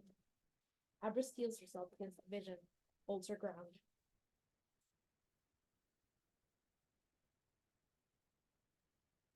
Try it. Mrs. Massey stands up. Abra stands, waiting, as the door suddenly kicked open. She spins back toward it as Dan steps into the room, axe in hand, grinning at her. There you are. We have to talk, Abra. You've been very, very bad. You're not Uncle Dan. He stops, smiling at her. You're a mask. A false face. Who else would I be? You're not him. You're the hotel. But he's still in there. He smirks, and after a beat, lets the mask slip.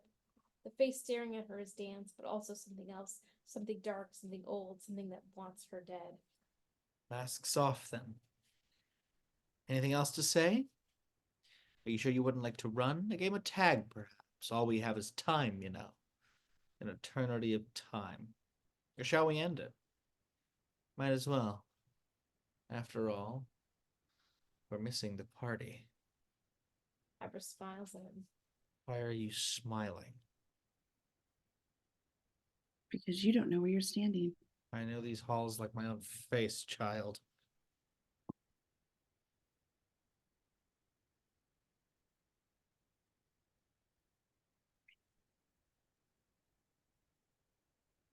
Sorry.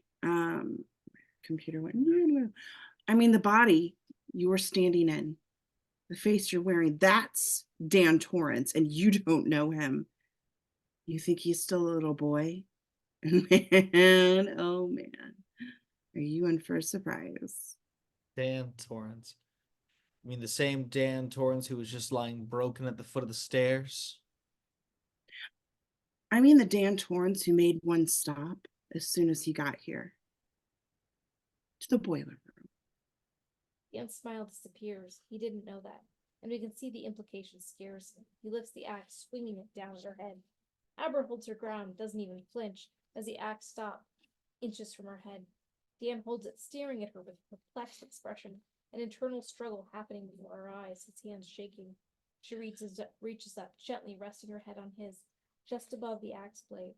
And then, after a long beat, Dan closes his eyes, breathes in, and when he opens them, we see the difference. It's Dan again, the real Dan.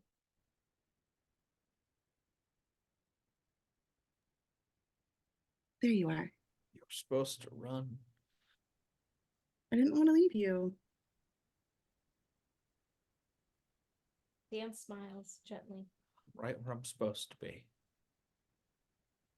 I knew you wouldn't let it hurt me. I could feel it. Abra, I can't hold it back much longer, though. You have to run. No, I'm not going anywhere without you. Be right behind you. You have to close the door behind us, right? She stares at him, not sure if she believes it. He nods, reassuring. Finally, Run. Abra turns, running from the room. Dan holds his ground, his gentle smile fading as the hotel regains control. His face is slowly overtaken by panic. Dan turns, dropping the axe as he runs. Interior Overlook Hotel boiler room moments later. Into the boiler room. Heads to the boiler, looks at the gauges. The steam pressure is already in the red. Panicked, he reaches up to grab the handles. But his hands stop, inches from the wheel. His face contorts in confusion. Dan, inside, trying to stop his hands from relieving the pressure. Are you out? Interior Overlook Hotel lobby moments later. Abra runs toward the door. Almost. Interior Overlook Hotel boiler room, continuous. Dan's hands shake over the boiler, his face contorted with rage and anger. With great effort, Dan manages to step back, away from the boiler, lowering his hands, sitting back, watching the boiler overload. Flames erupt from the pipes. He sighs, knowing it's over. The fire can't be stopped now. He stands and watches, even as the flames spread toward him. As they reach him, Dan closes his eyes, exhausted but victorious. In the firelight, we see his wary smile as the fire reaches him. Exterior Overlook Hotel moments later.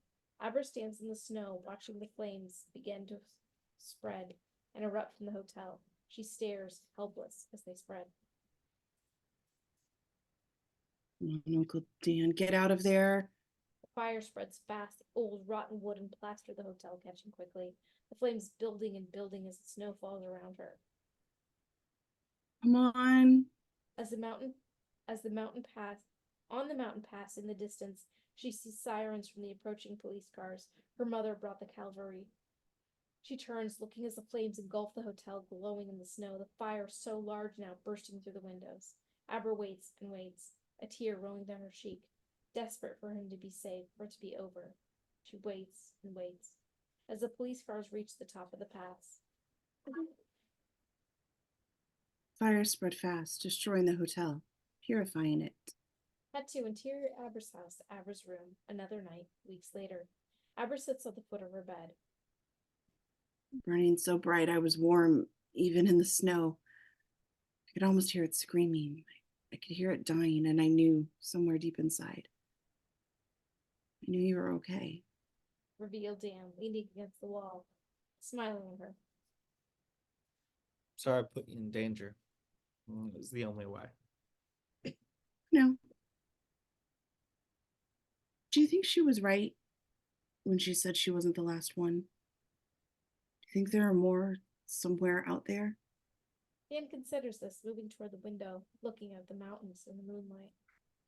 The world's a hungry place, a dark place. Maybe there's more of them, or things like them, or worse. There are more people like you too, people who stand. She smiles at him. He looks out at the mountain, the snow at the peak against the night sky. You know what Rennie Dumal said about mountains?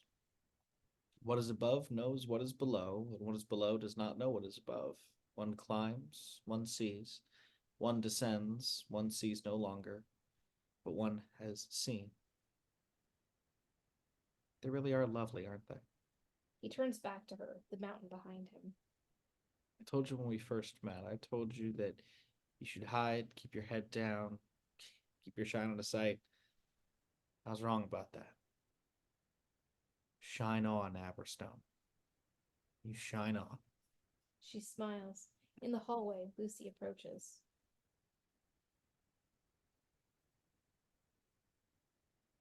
Abra, dinner time. Who are you talking to?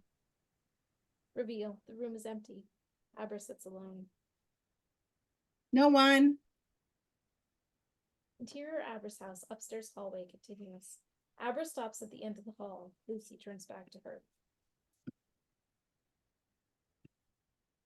That's not true. I lied just now. I was talking to Dan. How? We go on. After we go on, and he's okay, Mom. He really is. Good. She heads down the stairs. Abra waits, watching her go.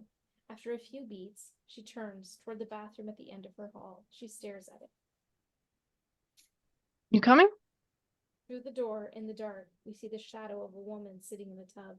Behind the curtain, Mrs. Maisie coming for Abra, as she did for Danny years ago. In a minute. She turns, walking down the hall, relaxed. She steps into the bathroom and slowly turns to close the door behind her.